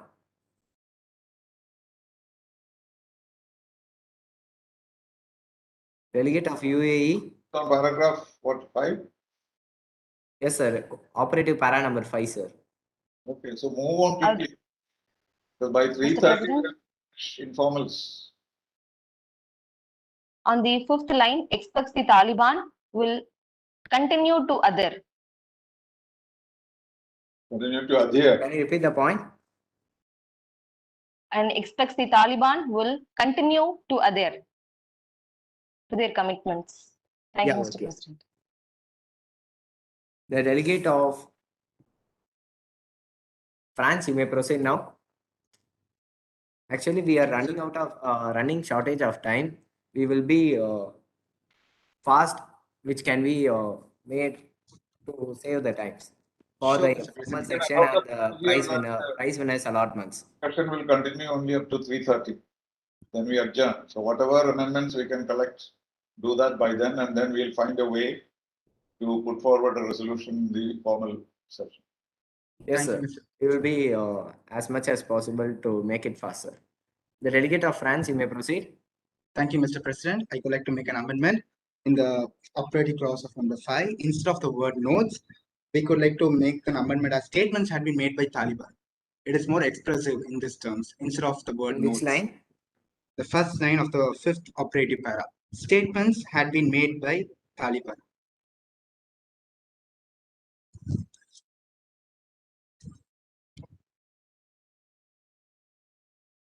Okay, then move on to 6. Yeah, noted. The delegate of India, you may proceed now. Delegate, I've lowered my hand. Thank you. Yeah, the delegate of China, you may proceed now. Thank you, Mr. President. I would like, as delegation of China, I would make an amendment that while adhering to these commitments, Taliban government should also consider the brain drain and use of these moving people for illicit and malicious activities. Where is Yeah, that? the delegate of China, the amendment which you have made, can you put it in the chat box? Which paragraph is that? Yes, the delegate of Operative paragraph 5, sir. Okay. Okay, take note of that and go on to paragraph 6. There is a last amendment which will be made by the United States. Then we'll be going for the operative para number 6, sir. The delegate of China, you proceed. You put your amendments in the chat box. The delegate Sure, of Mr. President. The delegate of United States, you may proceed.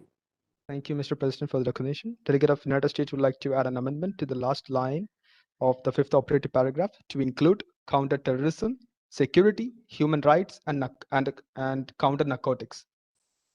Yeah, okay. The amendment which you have told, can you put it in the chat box? Yes, Mr. President, it has already been put in the chat box. Yeah, well, we are moving to the operative para number 6. Takes note of the dangerous security situation. To read it. Just ask for comments. Yeah. Is there any amendment should be made on the operative para number 5? 6, sorry. Paragraph 6. 5 we have finished. Yeah, sir. We now only I'm reading the operative para number 5, sir. Why are you reading that? 6. That's what I said. So, anybody who has comments on paragraph 6? Mr. President? Yes, the delegate of India, you may proceed now. Thank you, Mr. President. The operative clause, line number 3, notes indicates further terrorist attack may take place in the city, and I wish to add which needs to be discouraged. These terrorist attacks need to be discouraged and realized. This terrorist attacks actually May take place in the city and need to be discouraged. Yeah, okay.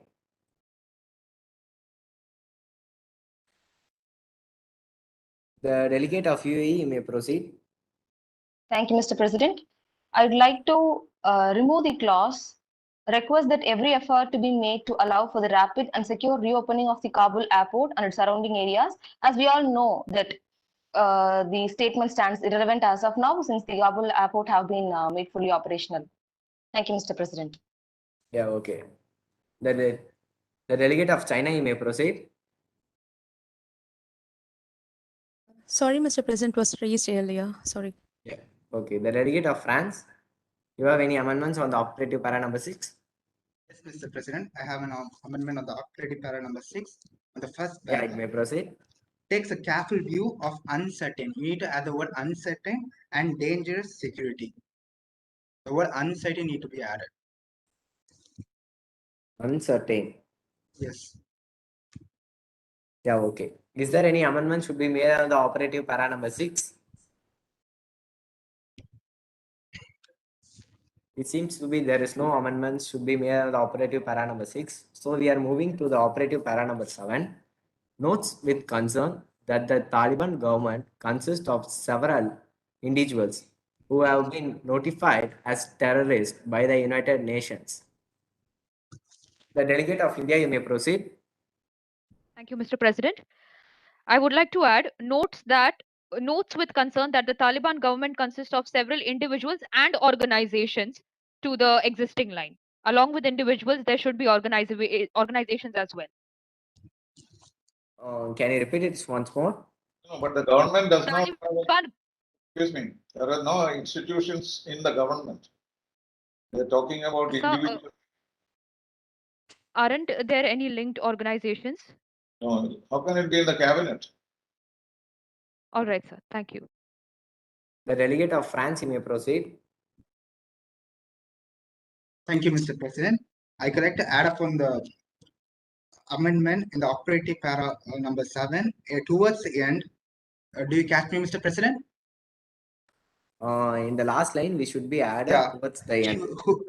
Who have been blacklisted as terrorists by the United Nations. Instead of the word notified, blacklisted. Yeah, okay. That is the word of the resolution. The word blacklisted is not used there. Yes, sir. I would like to add upon. No. In the resolution on terrorism, the word blacklisting is not used. So the formal idea is to say that they have been notified. That's what has been used. Okay, sir. It means the same thing, but not to use that word. That's the problem. The delegate of United States, you may proceed. Thank you, Mr. President, for the recognition. Delegate of United States would like to make an amendment for the first line of the operative paragraph number 7. We would like to omit the word government and rename it as regime, Taliban regime. Can you repeat it once again? After Taliban government, after it's written Taliban government, just write it Taliban regime, not government. Yeah, okay. Thank you, Mr. President. Is there any amendment should be? The delegate of UAE, you may proceed now. Thank you, Mr. President. And I would like to make an amendment since not just noting is important as of now, we have to act on that. So that I would like to propose that notes with concern and needs to combat this.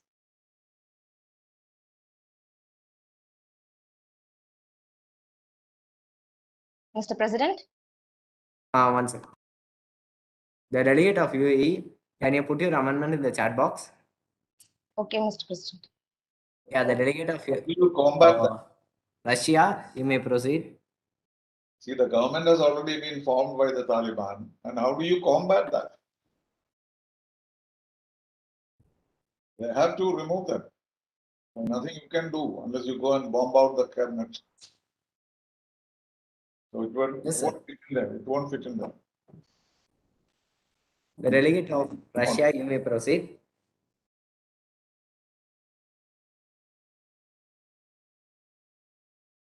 Delegate of Russia.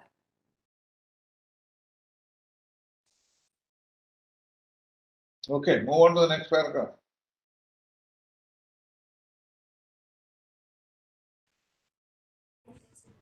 Mr. President, I would like to add upon a key term on the seventh under the line several individuals with other troops and personal groups, the subgroups and further personal troops to be added. So I would like to add upon the word. May I add upon the chat box? We are talking about the government. There are no troops or there are no groups in the government. Only individuals. Okay. That was the point which I made earlier. Please read the sentence correctly. Then you will see that it will not fit. Okay. Is there any amendment should be made on the operative para number 7? That's over. Now go on to 8. Yeah, there is no amendment since we are moving to the operative para number 8. Notes also the continuing discrimination against women and violence against them in different parts of Afghan. Is there any amendments should be made on the operative para number 8? Mr. President. Delegate of Brazil. The delegate of Brazil. Yeah, thank you, Mr. President. I would like to add an amendment at the end. Yeah, okay. That all the parties in Afghanistan should brought in one table and emphasize to work together for better political, economical, and security outcomes in Afghan. And we actually understand. We believe understanding and joint cooperation by all the parties is the only solution to all the problems in Afghanistan. Okay, put it. Just take it on the chat box. The delegate of Brazil, you may put your amendment in the chat box. Yes, Mr. President. Mr. President. Yeah. The delegate of China, you may proceed now. Thank you, Mr. President. The delegation of China would like to make a consideration that not only gender issues, but also people with different sexual orientation are put into attack in Afghanistan. So I'd like to add another community, the LGBTQ community, into the clause and say that their violence and discrimination against women and LGBTQ community should be taken into note. Thank you. Yeah, the delegate of China, can you please put your amendments on the chat box? Sure, Mr. President. In Afghanistan, that is not the issue. Afghanistan, it is women which is the issue. There is no quarrel about transgenders. The Taliban's policy is to put down women as a whole.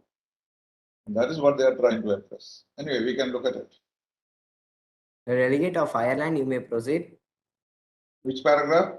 8 is over. Yes, sir. We are moving to the cooperative para number 8. Actually, 2 cooperative para number 8 has been given. We have been moving to the second cooperative number 8 para. Urges the Taliban's government to ensure that a representative government should be established as soon as possible to ensure law and order, ensure the human rights of all citizens of Afghanistan without discriminations. Does any delegates have any amendments on the cooperative para number 8? Second one. Yes, Mr. President. Yes, the delegate of Ireland, you may proceed. Para 18, para 8. Thank you, Mr. Yes, sir. Para 8, second one, sir. What is the second paragraph? What is the second? We would like. There is 2 para in the 8th one, sir. Oh, there are 2 paras? That's a numbering problem. So the beginning as 9. Don't call it second 8. Should be renumbered as 9, 10, 11 then. Yes, sir. Okay. Okay, that can be changed. Doesn't matter. For the time being, let us use second 8. Ireland. The representative of Brazil and the representative of France, you may put your amendments in the chat box. The representative of Ireland, you may proceed now.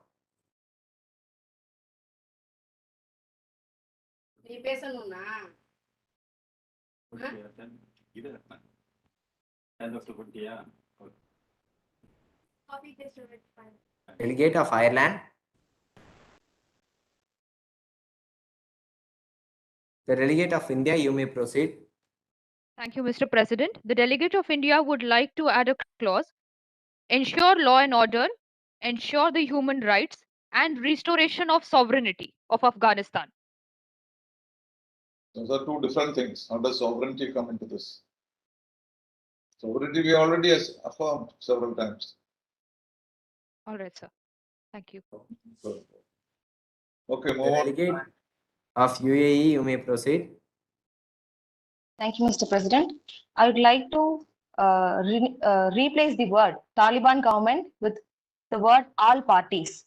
Urges all parties to ensure that a representative government, and next to representative government, I would like to add upon the term via negotiated political settlement. Yeah, okay. Am I clear, Other delegates, Mr. please President? put your amendment. Yes. Mr. President. Delegate. Other delegates, please put your amendments on the chat box since we are running on the shortage of the time. We are moving to the cooperative para number 9. Urges the international community to send humanitarian assistance for the people of Afghanistan on an urgent basis. Is there any amendment should be made on the operative para number 9? Actually, it's a repetition. We already talked about humanitarian assistance.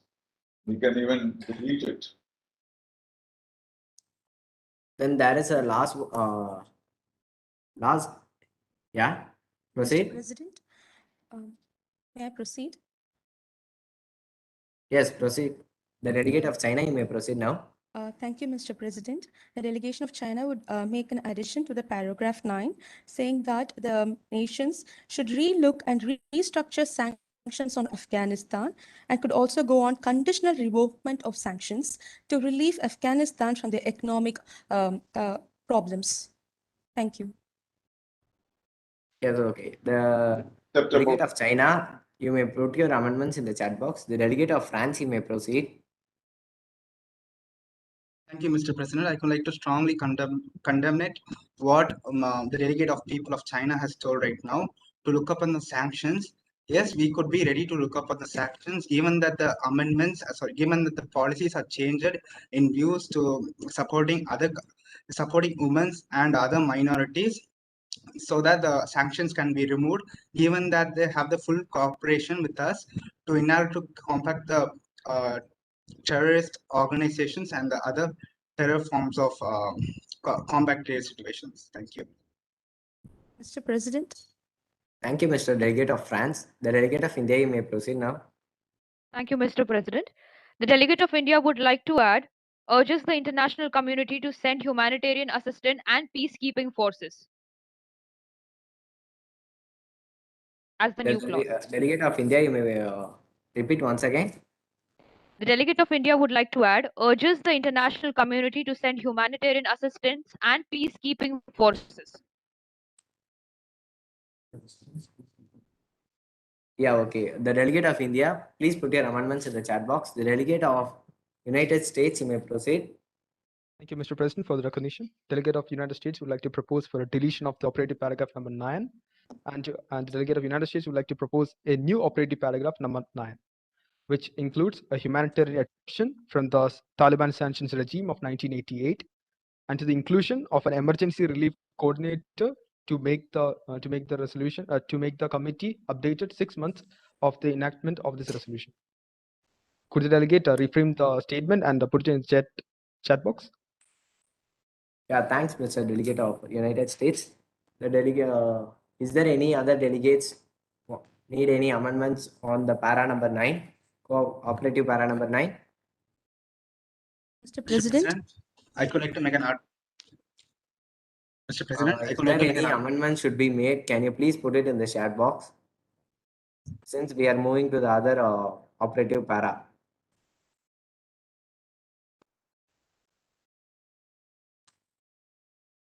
It is given as 7. That's a mistake. Print. Yes, sir. 2 8s given and 2 7s are given. Correct the And we number. are moving to the last operative para. And that will be what? Besides- That will be 8, then 9, 10, 11 it will be. Yes, sir. Operative para number 11 decides to remain seized of the matters. Please announce the numbering. 8 will remain the same. The second 8, next 8 will be 9. Then 9 will be 10 and 7 will be 11. Okay? Please make that correction. Distinguished delegates, we are moving to the operative para number 11 decides to remain seized of the matters. Is there any amendments on the para number 11?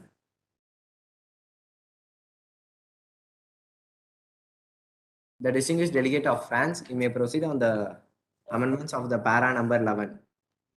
Delegate. Apology. Delegate. Yeah, okay. Delegates, if you don't have an amendment, kindly lower down your hand so that there won't be that confusion for President. That would be appreciated. The delegate of Ghana, if you have any amendments of on the operative para number 11, you may proceed. No, Mr. President, I just raised for the previous para. I'm so sorry for this inconvenience. Okay. The delegate of Ireland, if you have any amendments on the operative para number 11, you may proceed. Thank you, Mr. President. We would like to propose a new operative para number 11, if permitted. Yeah, proceed. Take notes of the economic crisis in Afghanistan and experience concern in its economic stabilization on its hyper-depression impact, urging the international community to step up financial support for the people of Afghanistan under the civilization of the UN. The delegate of Ireland, please put your amendments. Please put the new paragraph in the chat box. Sure, sir. Yeah. Is there any amendment should be made on the para number 11?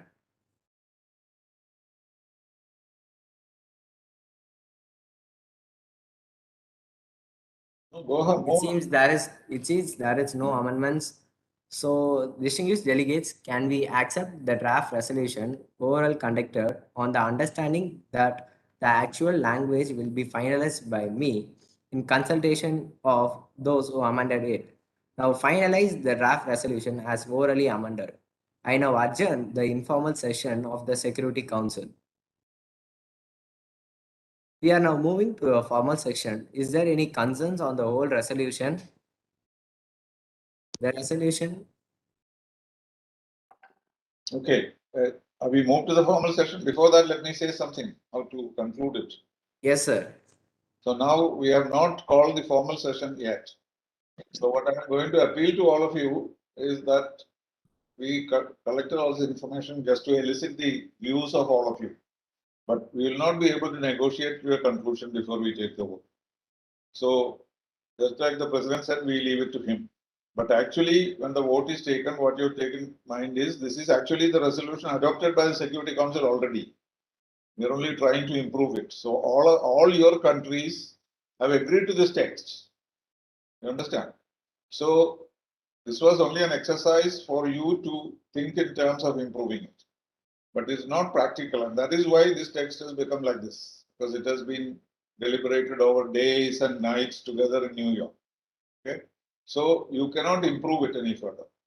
So for our record, we will take on all your amendments and take all your presentations for the purpose of your performance.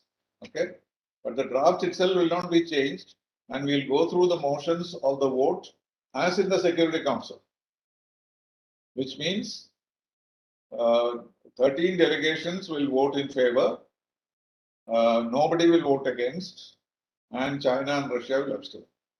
Is that agreeable? I'm not asking as a group, but as participants. That is the way to conclude. Delegates, please respond. Yes, sir. Delegate of Russia, yes, sir. We do substantiate it, sir. All right, no objection to that then? Okay, now we call the formal meeting. Okay, President. Hello. Yes, sir. So you call the formal meeting and say that the draft resolution is now put to your vote. Those for, those against, and those abstentions. And then you ask whether any delegation wants to make a statement after the vote, and then conclude that. Okay. All before 4 o'clock. Yes, sir. We are now moving to a formal session. Is there any concerns on the whole resolution? No, after the vote. First you call for the vote.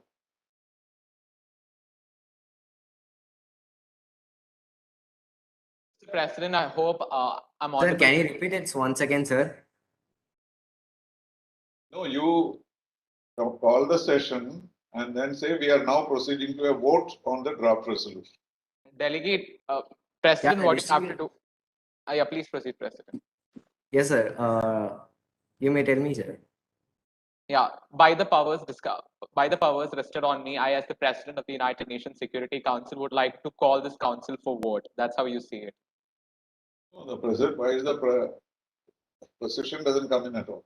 Yeah, all right. You say that as president, you doesn't have to say we will now move on to a vote. Full stop. And then for, against, and abstentions. Dear all delegates, now we are calling all to involve in an voting section. Okay, go ahead.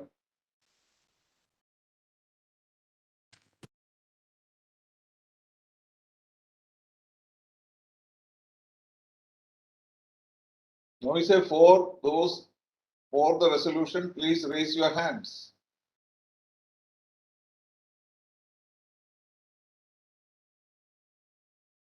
The delegates who are for the resolution, can you please raise your hands for the voting one? So you count. How many have you got? You should get 13. 10, sir. 11. No, I told you we are going to take the decision as in the Security Council. Sir, actually, 2 delegations have backed out of the voting since they are not physically present. That's how President is actually saying. Ignore it. So there is 13 members voting for the resolution, sir. Now ask against. Is there anybody against? Is there anybody against the resolution? And say none. Nobody against. Say that. Nobody against, it seems to be. Okay. All right. Then you say anybody abstaining. Anybody abstaining it?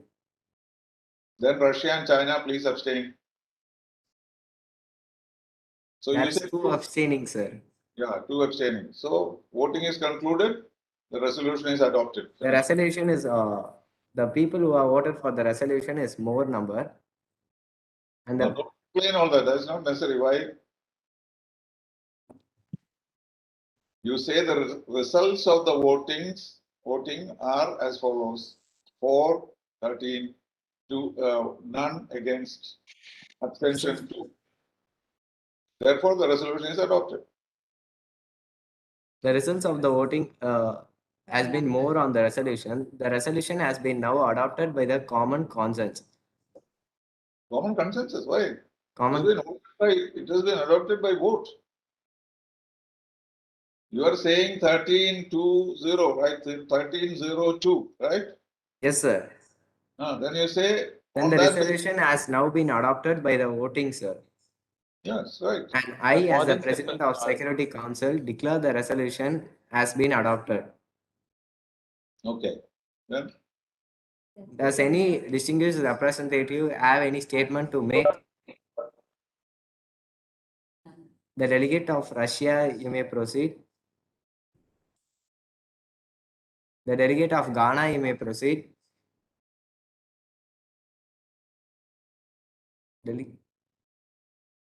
The delegate of United States. Thank you, Mr. President.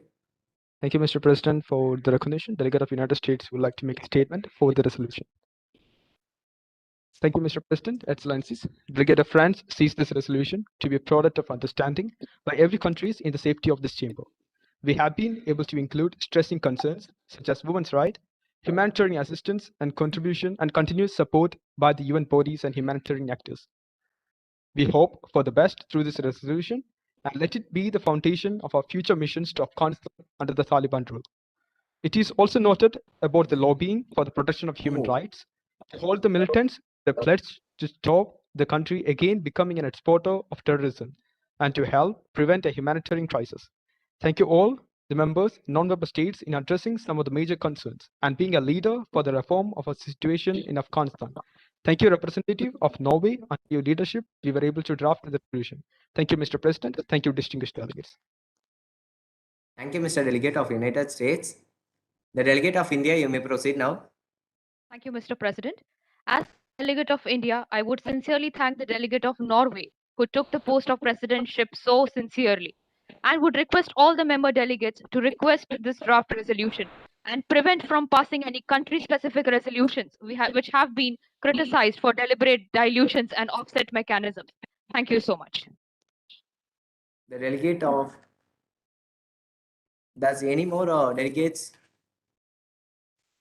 need to make any statements? Mr. Delegate, President? the Delegate of China, you may proceed now. Thank you, Mr. President. Even though the draft resolution have looked on any important issues of Afghanistan, the failure to condemn all parties who have responsibilities and stakes in the Afghanistan crisis, and also reconsidering the sanctions, I think the draft resolution is not actually reflecting the voices of all, and it's not more inclusive. Thank you. Thank you, Mr. Delegate. The Delegate of Brazil, you may proceed.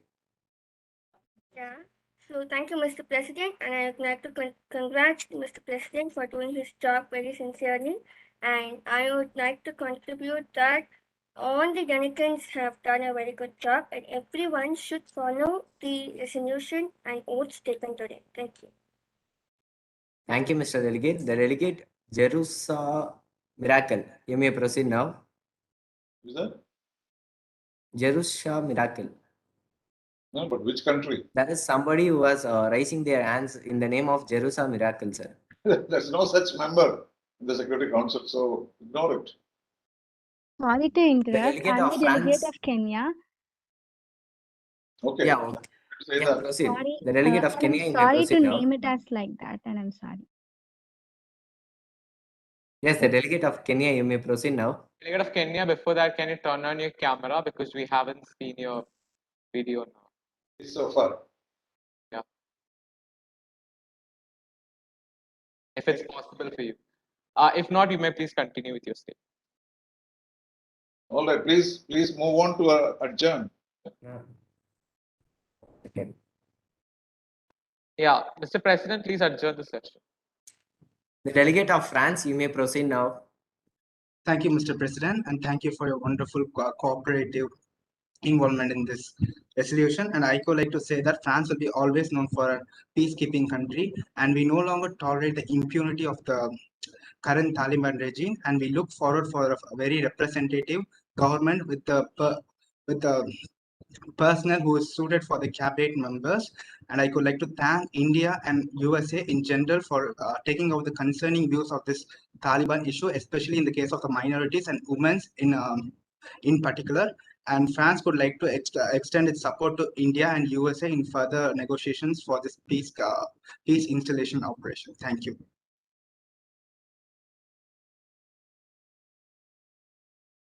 Okay. Anybody else? Otherwise, if there's nobody else, please adjourn. Yeah, seeing none. Two more delegates are actually raised their hand. Delegates, please keep your statements short and precise. We'll just finish it off with you. Mr. Delegate President, of Ireland, you may proceed. Thank you, Mr. President. We urge the Taliban to seize this movement and garner international trust and goodwill by recognizing and upholding the basic human rights that belong to every girl and woman. The focus in the text on ensuring full and unhindered access to aid is virtually important, as well as the upholding of human rights and the importance of including the voice of women in negotiated agreement. Therefore, we, the Ireland, support this draft resolution and thank every distinguished delegate for supporting it. Thank you, Delegate. The Delegate of Brazil, you may proceed. After the Delegate Thank of you, Mr. Brazil, we will President. be attending the section. Thank you, Mr. President, for giving me this opportunity. Brazil is a country commitment to a stable, secure, and a peaceful Afghanistan. The international community should show clemency to the Afghan people at the time of need. As part of the international efforts, Brazil has established a humanitarian visa policy with a focus on women and girls. Brazil has granted 339 humanitarian visas to Afghan nationals seeking asylum from the Taliban's government, and many more requests and analysis. As the economy spirals downward, humanitarian need is a need of hour. For the past 6 months after the takeover by the Taliban, whole country in chaos, but should facilitate conditions that promote dialogue and ultimately result in peace and stability. We appeal to the de facto authorities to form an inclusive government with the participation of women, ethnic and religious minorities, and ensure respect for women's right to work and girls' free access to education at all levels. Adhere to the principle of the Convention on the Rights of the Child and related agreements, and take credible action to prevent the use of Afghan territory by terrorist organizations. Brazil acknowledged the Council move to bring peace and end discrimination, ensure human rights, particularly for those of women and girls, and political stability, completely eradicating the extremism and terrorism in the soil, and bring back economy and save lives of people of Afghan. Now is the time for the Taliban to expand opportunity and security for its people and demonstrate a real commitment to be a part of the global community. Thank you, Mr. President. Thank you, Mr. Delegate. Since there is no more comments upon the line and I have done my best to the core, hereby I adjourn the UNSC. Therefore, none of them are objecting. The Security Council session has now been agended. Thank you. Thank you very much. Now we'll have the concluding session about around 4 o'clock. It may be delayed a little bit, but please come back at 4 o'clock. Actually, the distinguished delegates, I am very sorry. Actually, many of them can't speak at that right time because there is a shortage was time has been happened. So we can't give many chance to the distinguished delegates. Many of them. You have adjourned, so who are you apologizing to? There is no Yes, session. sir, okay. You are no more president of the Security Council. It's all over. Okay? Yes, sir. Okay, sir. It's okay, Delegate. It's okay. Yeah, Joel, it's fine. You can all switch off your equipment. And Domil, give me a call. Let's finalize. Yes, sir, sure. Yeah. Thank you, delegates, for joining in. We'll meet you back for the closing ceremony. Thanks a lot.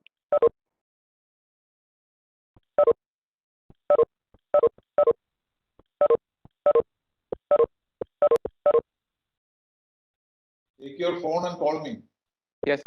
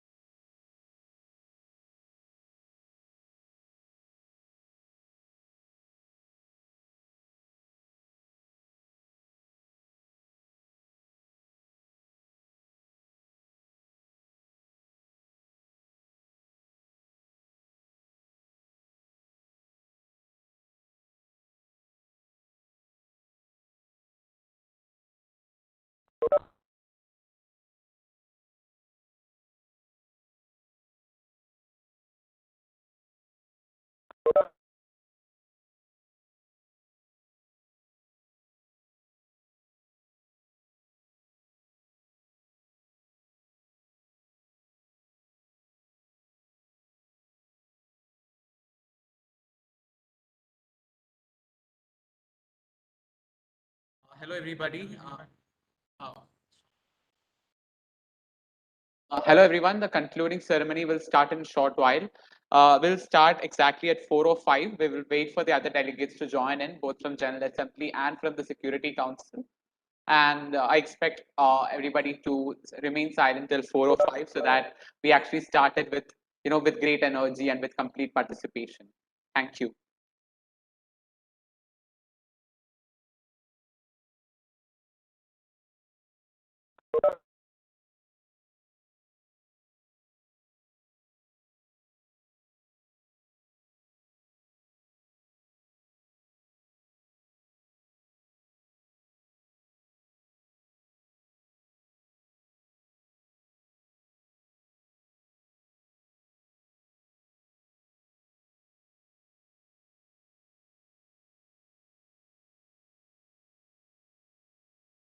Hello, everybody. We'll start exactly at 4:05. Please remain patient. Check with the control room in the academy. They're all there.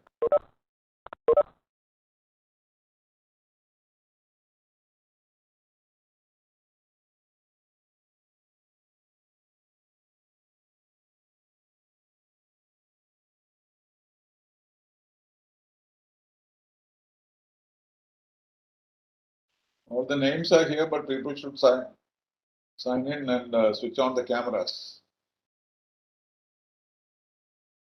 We want a nice picture from the screen of the concluding session.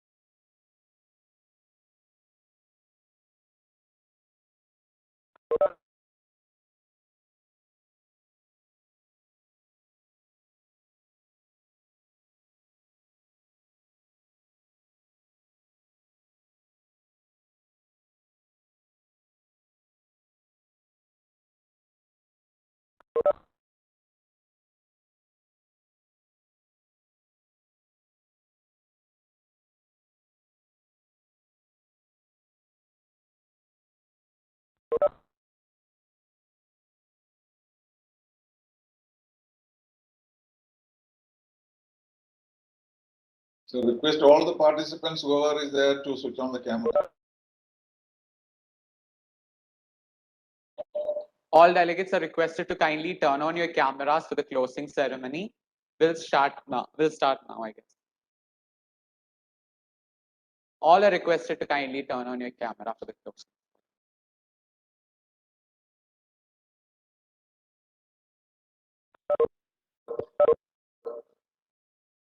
Where is Miss Sahana? Miss Sahana, have you received the list just to confirm? No, not yet. All right.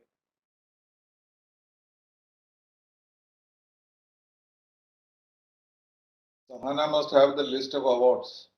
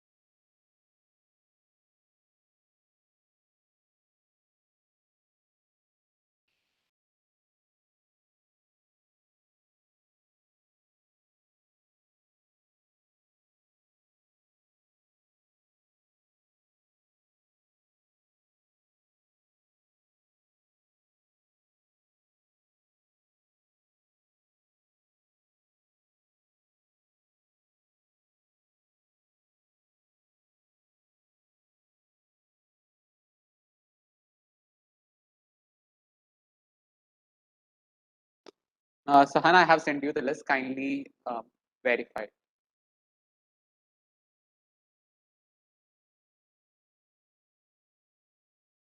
And as soon as the director comes, we will start. As soon as the director comes and signs in, we will start. Ma'am, I think ma'am is already here. I can't see her.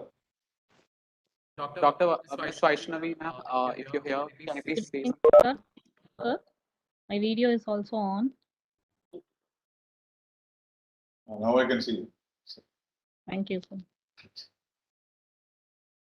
So shall we start? All others are there? Even if their cameras are not on.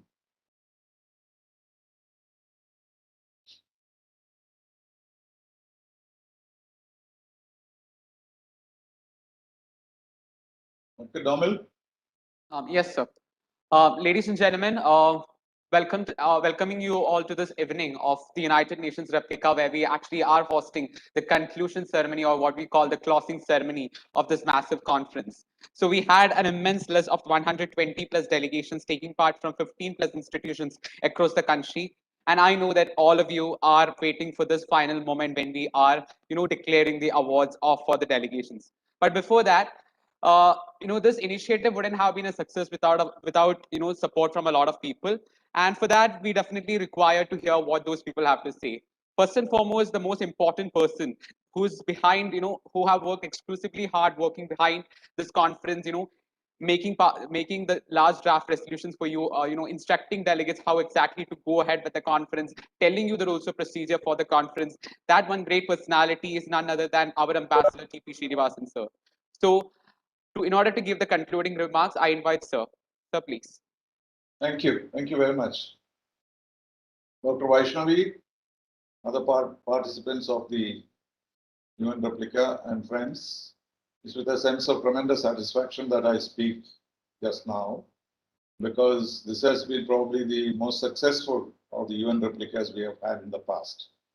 Not in terms of participation, we had larger participation in other replicas, but in terms of the level of debate, I think this has been an exceptionally good UN Replica, because every speech, every intervention, every statement made, they were all of a very high standard, and in some cases as good as what happens in the United Nations.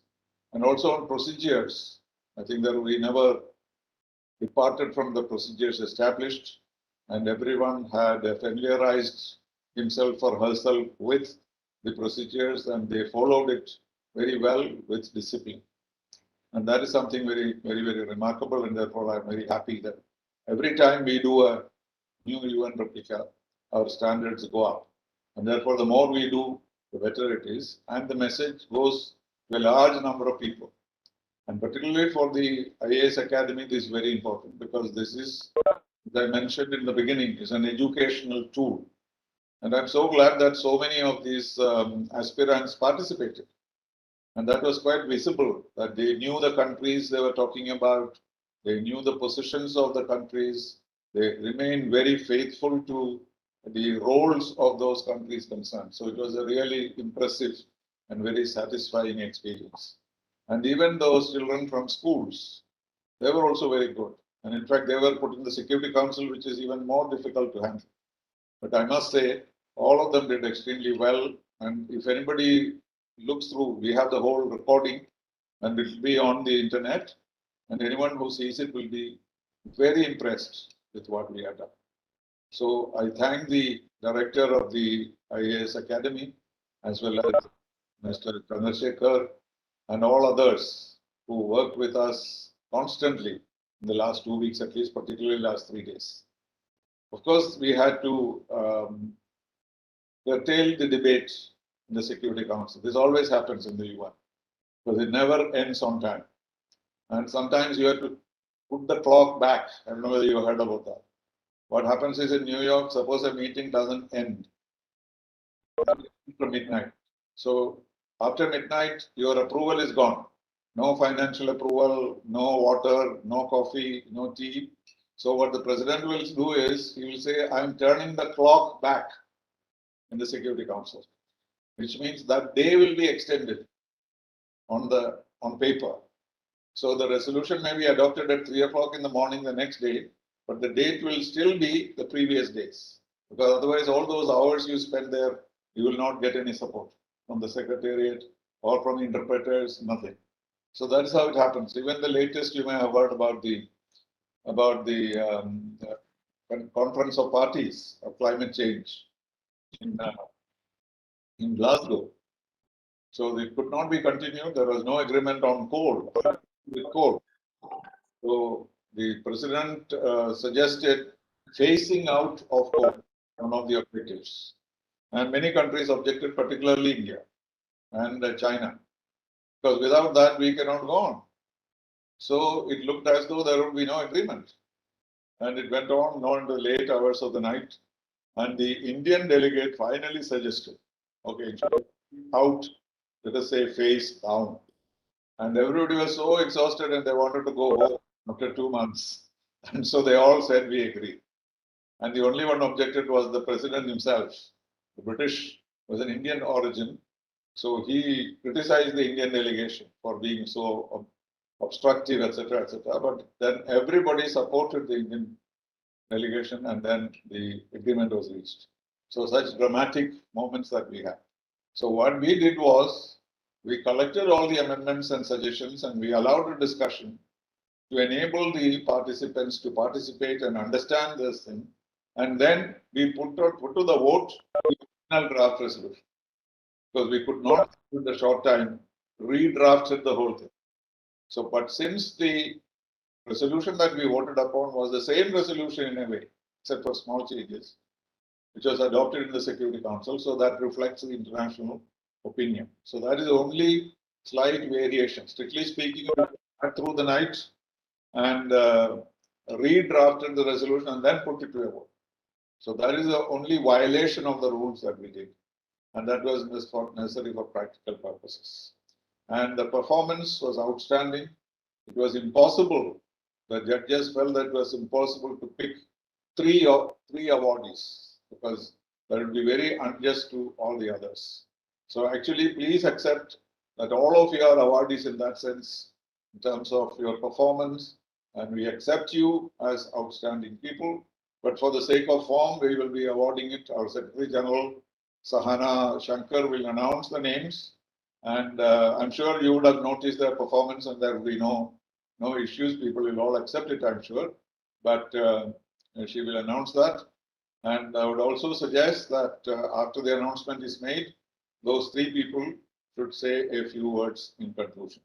So may I now request the director of the academy to say a few words as felicitation to all of us. Thank you, sir. Good evening, respected Ambassador Shri T.S. Tirumurthy, sir, respected former Ambassador Shri T.P. Srinivasan, sir, organizers from Labour India and members of SHAKAIR Academy, dear delegate participants, ladies and gentlemen.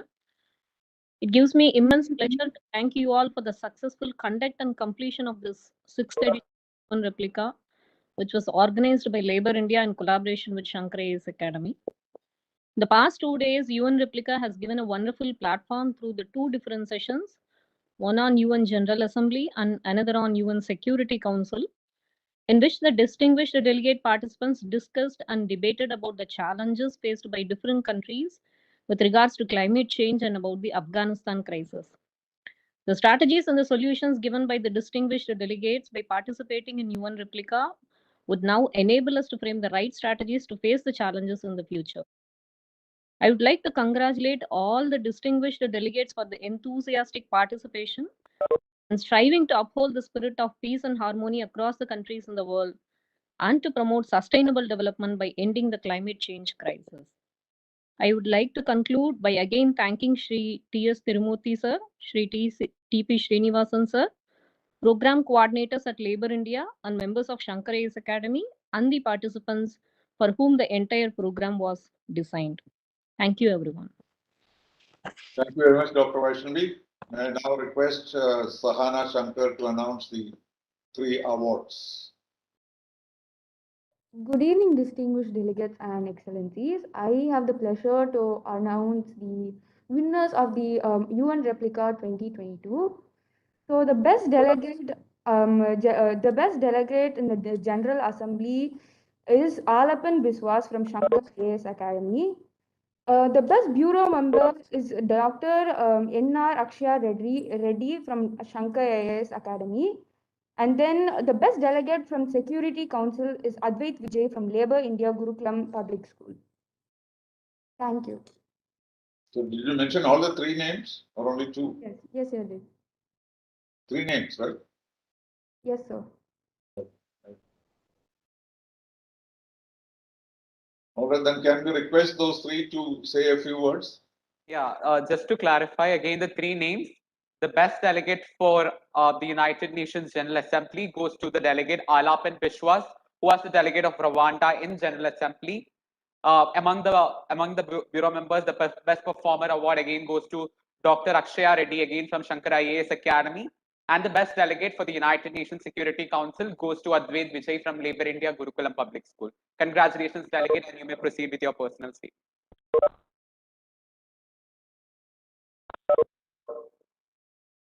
Hi, this is Alapan Biswas.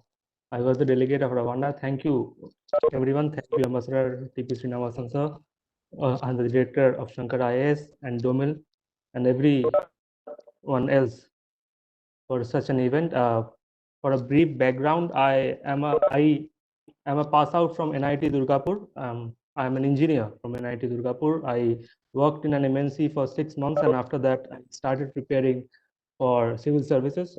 And I have been in touch with the SHAKAIR for the last 3 months, and it has been a very enlightening experience. And this was my first UN experience.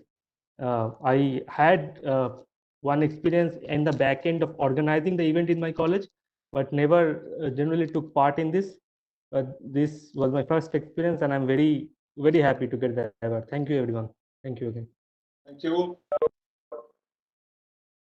A very good evening to one and all present here.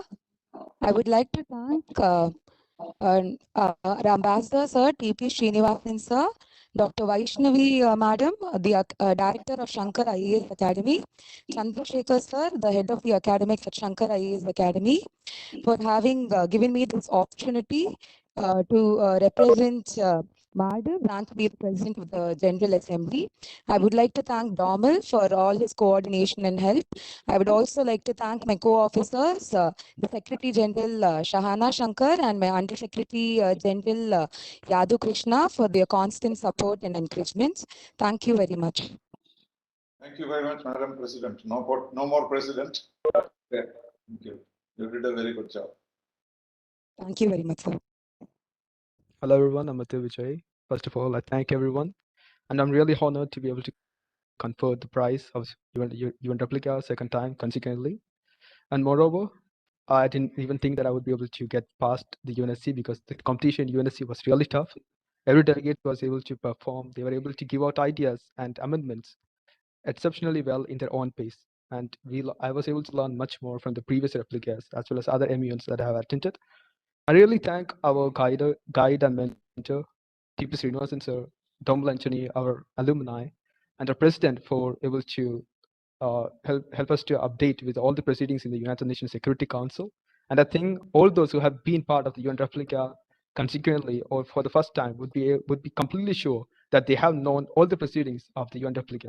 And as TP Srinivasan sir always say, whenever if any one of us get the opportunity to be able to represent in the original United Nations, I think we all will be reminding this moment when we all were able to participate in the UN Replica as a whole. And then I would like to thank my school for believing in me to again put me forth for the UNSC committee again, and I'm really grateful for that. Then I thank SHAKAIR IAS Academy for hosting the event so beautifully. I thank every president and every secretary general, under secretary general, and all those people who has been working behind this whole event all throughout this year. Thank you, everyone. Thank you very much. What remains for me is to thank Domil. He played a very major role. If there was an award for the functionaries, he would have got it, but unfortunately, we don't have one. So I'll give him a personal award for all that he did, because it was very tough. It was very complicated allocation of countries and organizing it, making sure. We only had the misfortune in the beginning of that Ambassador Tirumurthy's speech not coming out very well. But I hope you all have got copies of that and you have listened to it carefully. But that was only mishap we had, and none of us is responsible for that. But anyway, these things happen. But in spite of all that, I would consider it a success, and I will miss these 3 days. I need some sleep, but doesn't matter. I'll sleep for a whole day and then be happy again tomorrow morning. So thank you very much. Good night and bye-bye. Yeah, before everybody leaves with the meeting, we just have a formal vote of thanks. Hello, everybody. Dormal Anthony Johnson this side. Extremely happy and super delighted to, announce everything before you. And the responsibility that invested on me is to deliver the vote of thanks. Ladies and gentlemen, we started off with preparations. We started off with preparations for a very long time. We started it in the month of December last year. We had intentions to host this conference. And the preparations was never easy. We started off with pre-conference meeting. We scheduled, we allocated responsibilities under the mentorship of Ambassador TP Srinivasan sir. Then the academy, we had registrations, delegates from different schools. We had 15 different schools participating in this event, and definitely SHAKAIR IAS Academy. All this registrations was happening. After that, we came into the video evaluation, right, where I personally evaluated more than 75 plus videos which has been sent to us by delegates. Allotments has been made. Then after allotments has been made, there was a lot of problems with people backing out of the conference. Then we again did the reallotments. Then we continued. Then we executed 3 different training sessions for all of you to make it ensure that you know what is UN Replica, you know what is United Nations, you know what is Afghanistan crisis, you know what is climate change. So it has been a hard work. A lot of people who have been working behind. So you guys leaving the session without attending the vote of thanks would be, it shouldn't be possible. So let me start by thanking all the great people who have worked behind this initiative once and for all in a very formal way. First and foremost, I would like to thank the brainchild of this initiative, the United Nations Replica, the 6th edition hosted by SHAKAIR IAS Academy, none other than TP Srinivasan sir. For the first 5 editions, we had a very successful replica and same as for the 6th time. But only difference is we are on an online setting there, so there are of course limitations. But despite of that, we are very happy to thank our ambassador TP Srinivasan sir for all the efforts which you have made to make this edition a grand success. Thanks a lot, sir. Second, we had a very chief and very respected personality, one of the most powerful diplomats of India at this present moment of time, who actually came to us as our chief guest and delivered the inauguration of UN Replica 2022. That is none other than Ambassador Tirumurti, sir. So I also thank Ambassador Tirumurti, sir, in his absence. Thank you, sir.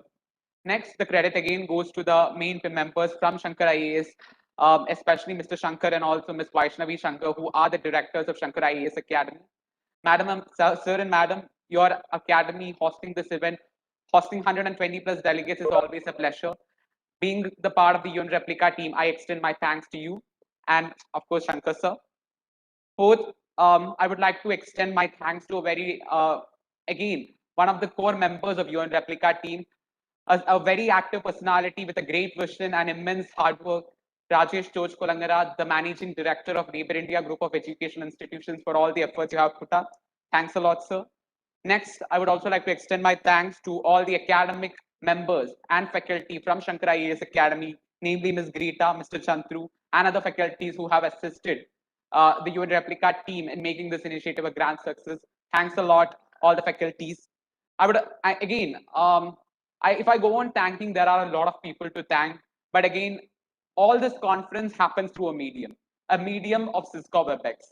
And let me tell you, these people, they do not come on screen. They do not, deserve credit. They do not take the visual credit from us. But the efforts of these people is what making this online setting, a successful one.